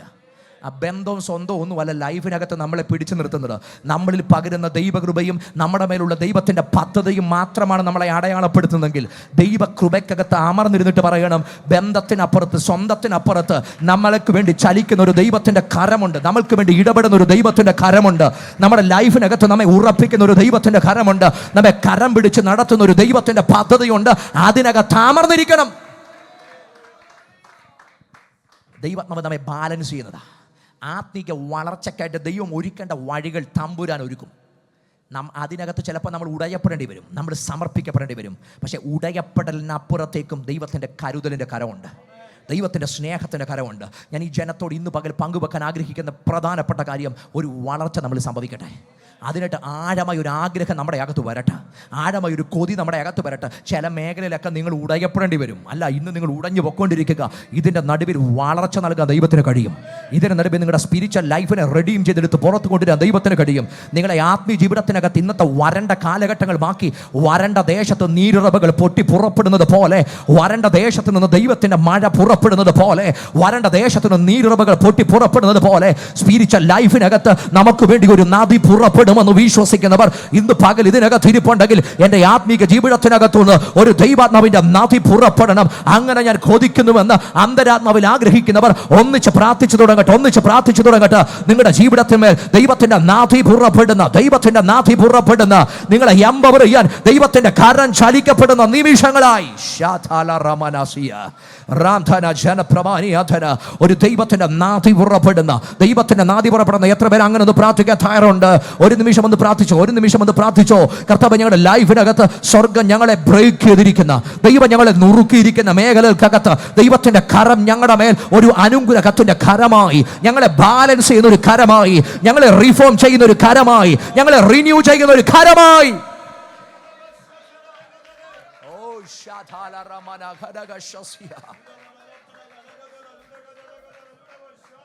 ഹല്ലേലൂയ. ദൈവത്തിൻ്റെ റിന്യൂവൽ നമ്മളിൽ വെളിപ്പെടണം. ഞാൻ പറഞ്ഞ് അവസാനിപ്പിക്കുക. 2-3 പ്രധാനപ്പെട്ട കാര്യം കൂടെ. അപ്പം നമ്മൾ എന്ത് കഴിക്കണം? ദൈവം ആഗ്രഹിക്കുന്ന സ്പിരിച്വൽ ഗ്രോത്തിനകത്ത് നമ്മൾ പിടിച്ചിരിക്കുന്നുവെന്ന് നിരൂപിക്കേണ്ട, എനിക്കത് പിടിക്കാമോ എന്ന് വെച്ച് നമ്മളിൽ ക്രിസ്തുവിൻ്റെ ഭാവം നിലനിന്ന് കർത്താവിൽ പൂർണ്ണമായി സബ്മിറ്റ് ചെയ്യുന്നൊരു മെൻറ്റാലിറ്റി നമ്മൾക്കുണ്ടാകട്ടെ. ഇനിയും ഇതിന് വേണ്ടുന്ന സ്പിരിച്വൽ എക്സസൈസ് എന്താണ്? അത് പൗലോസ് തിമത്തിയോസിന് ലേഖനം എഴുതുമ്പോൾ 4:7 പറയുന്നുണ്ട്, ഭക്തിവിരുദ്ധമായ കിഴവിക്കഥകളെ ഒഴിച്ച് ദൈവഭക്തിക്ക് തക്കവണ്ണം അഭ്യാസം ചെയ്യുക. ശരീരാഭ്യാസം അല്പപ്രയോജനമുള്ളതത്രേ, ദൈവഭക്തിയോ ഇപ്പോഴുള്ള ജീവൻ്റെയും വരുവാനുള്ളതിൻ്റെയും വാഗ്ദത്തമുള്ളതാകിയാൽ സകലത്തിനും പ്രയോജനകരമാകുന്നു. ദൈവം നമ്മെ വിളിച്ചത് എന്തെന്നറിയോ? ദൈവഭക്തിക്കൊത്ത അഭ്യാസം കഴിക്കാൻ വേണ്ടിയാണ്. കിഴവിക്കഥകളുടെ പുറകിന് പോയിട്ട് ആയുസ് പാഴാക്കാൻ വിളിക്കപ്പെട്ടവരല്ല നമ്മൾ. ദൈവഭക്തി നമ്മുടെ ലൈഫിനെ നിയന്ത്രിക്കട്ടെ, ദൈവഭക്തിക്കൊത്ത അഭ്യാസം കഴിക്കട്ടെ. അങ്ങനെയാണ് ആത്മീയ ജീവിതത്തിനകത്തൊരു വളർച്ച സംഭവിക്കുന്നത്. ഒരു സ്പിരിച്വൽ ഗ്രോത്ത് നമ്മുടെ ലൈഫിനകത്ത് വെളിപ്പെടുന്നതിൻ്റെ ഏറ്റവും പ്രധാനപ്പെട്ട കാര്യം നമ്മൾ ആത്മീയ വിഷയത്തിനൊത്ത അഭ്യാസം കഴിക്കുമ്പോഴാണ്. ഇനിയും പറഞ്ഞ് അവസാനിപ്പിക്കുകയാണ്. ഇനി ഇതിനെല്ലാം നമുക്ക് ആവശ്യമുള്ളൊരു കാര്യമുണ്ട്. എനിക്ക് ദൈവത്തിൻ്റെ അസിസ്റ്റൻസ് വേണം. എൻ്റെ പ്രിയരെ, സ്പിരിച്വൽ ലൈഫിനകത്ത് നമ്മുടെ അധ്വാനങ്ങൾ ദൈവം ആഗ്രഹിക്കുന്നു, നമ്മുടെ പ്രയത്നം ദൈവം ആഗ്രഹിക്കുന്നു. പക്ഷേ ദൈവം അതിനെ അപ്രൂവ് ചെയ്യുന്നൊരു ദൈവത്തിൻ്റെ അസിസ്റ്റൻസ് ഉണ്ട്, ദൈവത്തിനൊരു സഹായം അതിനകത്തുണ്ട്. ദൈവസഹായമാണ് ഒരുവൻ്റെ ആത്മീക വളർച്ചയുടെ അടിസ്ഥാനപരമായ കാര്യം. ദൈവസഹായമാണ്. പൗലോസ് പറഞ്ഞൊരു പദമുണ്ട്, ഇച്ഛിക്ക എന്നതും പ്രവർത്തിക്കുക എന്നതും എന്നിൽ ദൈവമല്ലോ തിരുവുള്ളമുണ്ടായിട്ട് പ്രവർത്തിക്കുന്നത് എന്ന് പറഞ്ഞാൽ ഇച്ഛിക്കുക എന്നതും പ്രവർത്തിക്കുക എന്നതും എൻ്റെ ഇഷ്ടത്തിനകത്തുള്ള കാര്യമാണ്. ദൈവമാണ് തിരുവുള്ളമുണ്ടായി എന്നിൽ പ്രവർത്തിക്കുന്നത്. എൻ്റെ പ്രിയരെ, നമുക്ക് ചിന്തിക്കാം, നമുക്ക് വിചാരിക്കാം, നമുക്കൊരു സ്റ്റെപ്പ് എടുത്ത് വെക്കാം. പക്ഷേ അതിനെ പ്രോസ്പർ ചെയ്യുന്നൊരു ദൈവമാണ്. തിരുവിടത്തിൽ പദമുണ്ട്, ഒരു മനുഷ്യൻ്റെ വഴിയിൽ യഹോവയ്ക്ക് പ്രസാദം തോന്നിയാൽ ദൈവം അവൻ്റെ ഗമനത്തെ സ്ഥിരമാക്കുന്നു. അതിൻ്റെ ട്രാൻസ്ലേഷൻ, ലിറ്ററൽ ട്രാൻസ്ലേഷൻ കാണുന്നത് ദൈവം അവൻ്റെ ഗമനത്തെ എസ്റ്റാബ്ലിഷ് ചെയ്യുന്ന.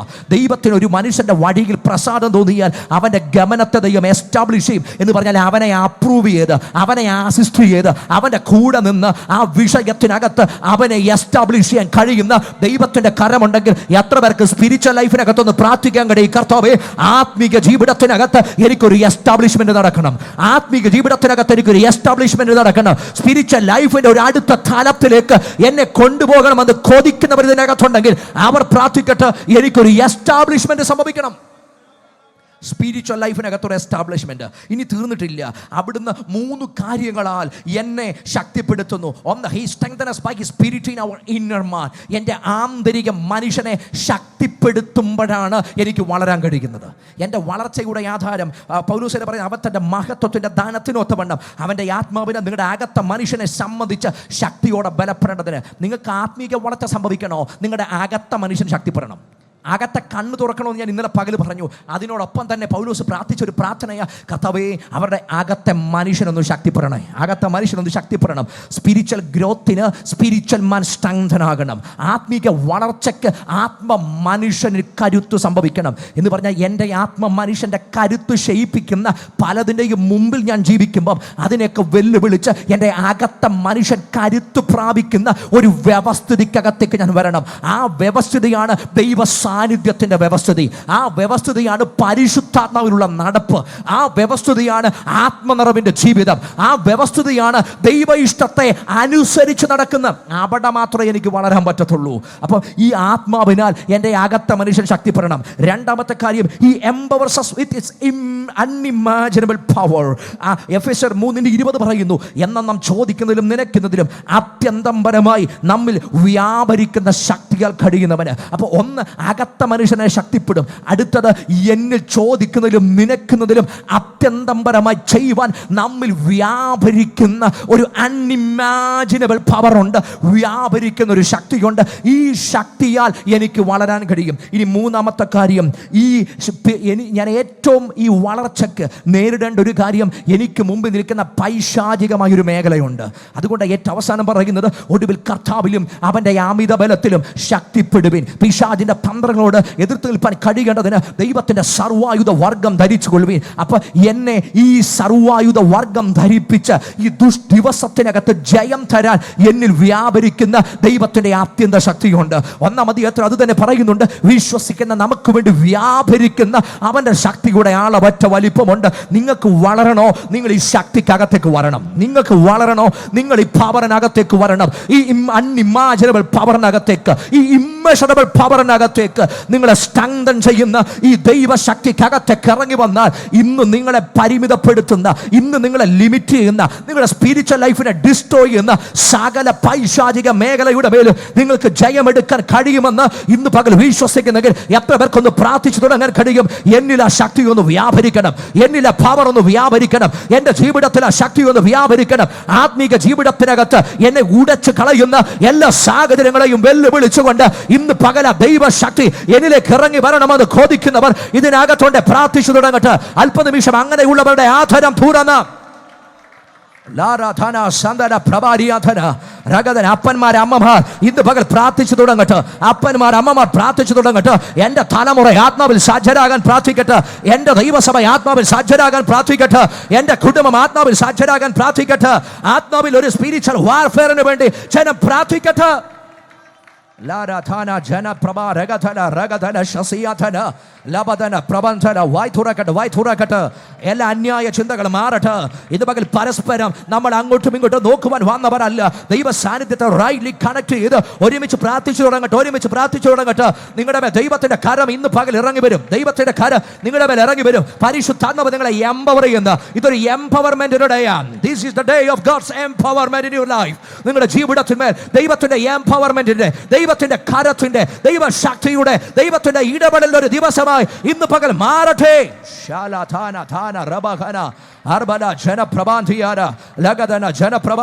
ഒരു ദൈവത്തിന്റെ എംപവർമെന്റ് ഇതിനകത്ത് നടക്കട്ടെ. ഈ ജനത്തിന് മേലെ അസാധാരണമായി വ്യാപരിക്കുന്ന ദൈവശക്തിയുടെ ഒരു പകർച്ച, ശരീരങ്ങളെ മനസ്സുകളെ രൂപാന്തരപ്പെടുത്തുന്ന ദൈവശക്തിയുടെ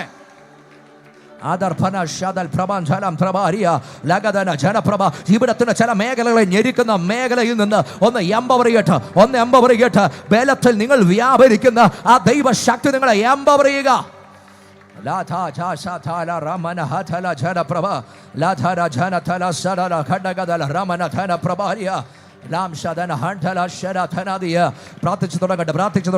പ്രാർത്ഥിച്ചു തുടങ്ങട്ടെ. ആത്മാവ് ദൈവത്തെ മഹത്വപ്പെടുത്തി തുടങ്ങട്ടെ. നിങ്ങളുടെ അകത്ത് ദൈവം നൽകിയിരിക്കുന്ന ആ സ്പിരിച്വൽ അതോറിറ്റി ഇന്ന് പകൽ ഒന്ന് ഉപയോഗിച്ച് ആത്മാവിൽ പ്രാർത്ഥിക്കുക. അധികം ഒന്ന് കൊതിച്ചു തുടങ്ങുക. ഈ ദൈവശക്തി എനിക്ക് ഏറെ അനുഭവിക്കാൻ, എൻ്റെ അകത്തൊരു കൊതി വന്ന് ഒരുമിച്ച് പ്രാർത്ഥിക്കട്ടെ. എനിക്കൊന്ന് ഏറെ അനുഭവിക്കണം. ഈ വരണ്ട ചില കാലഘട്ടങ്ങളെക്കാൾ ഞാൻ ഒരു പടിയും കൂടെ ദൈവ സാന്നിധ്യം എന്നിലേക്ക് ഇറങ്ങി വരുന്നത് അനുഭവിക്കുന്ന ഒരു പകല ഇന്ന് പകൽ മാറട്ടെ.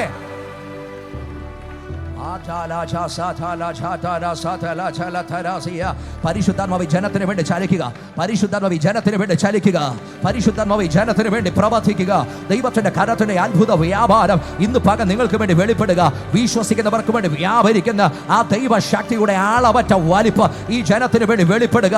നിങ്ങൾ ചിന്തിക്കുന്നതിനും വിചാരിക്കുന്നതിനും അപ്പുറത്തേക്ക് നിങ്ങളുടെ ലൈഫിനെ സ്വാധീനിക്കുന്ന, നിങ്ങളുടെ ലൈഫിനെ തിരിച്ചുവിടുന്ന, ദൈവഹിതത്തിനകത്തേക്ക് നിങ്ങളെ നയിക്കുന്ന, നിങ്ങളിൽ വൻ കാര്യങ്ങൾ പ്രവർത്തിക്കാൻ കഴിയുന്ന ആത്മമണ്ഡലം ഇതിനകത്ത് തുറക്കപ്പെടുക.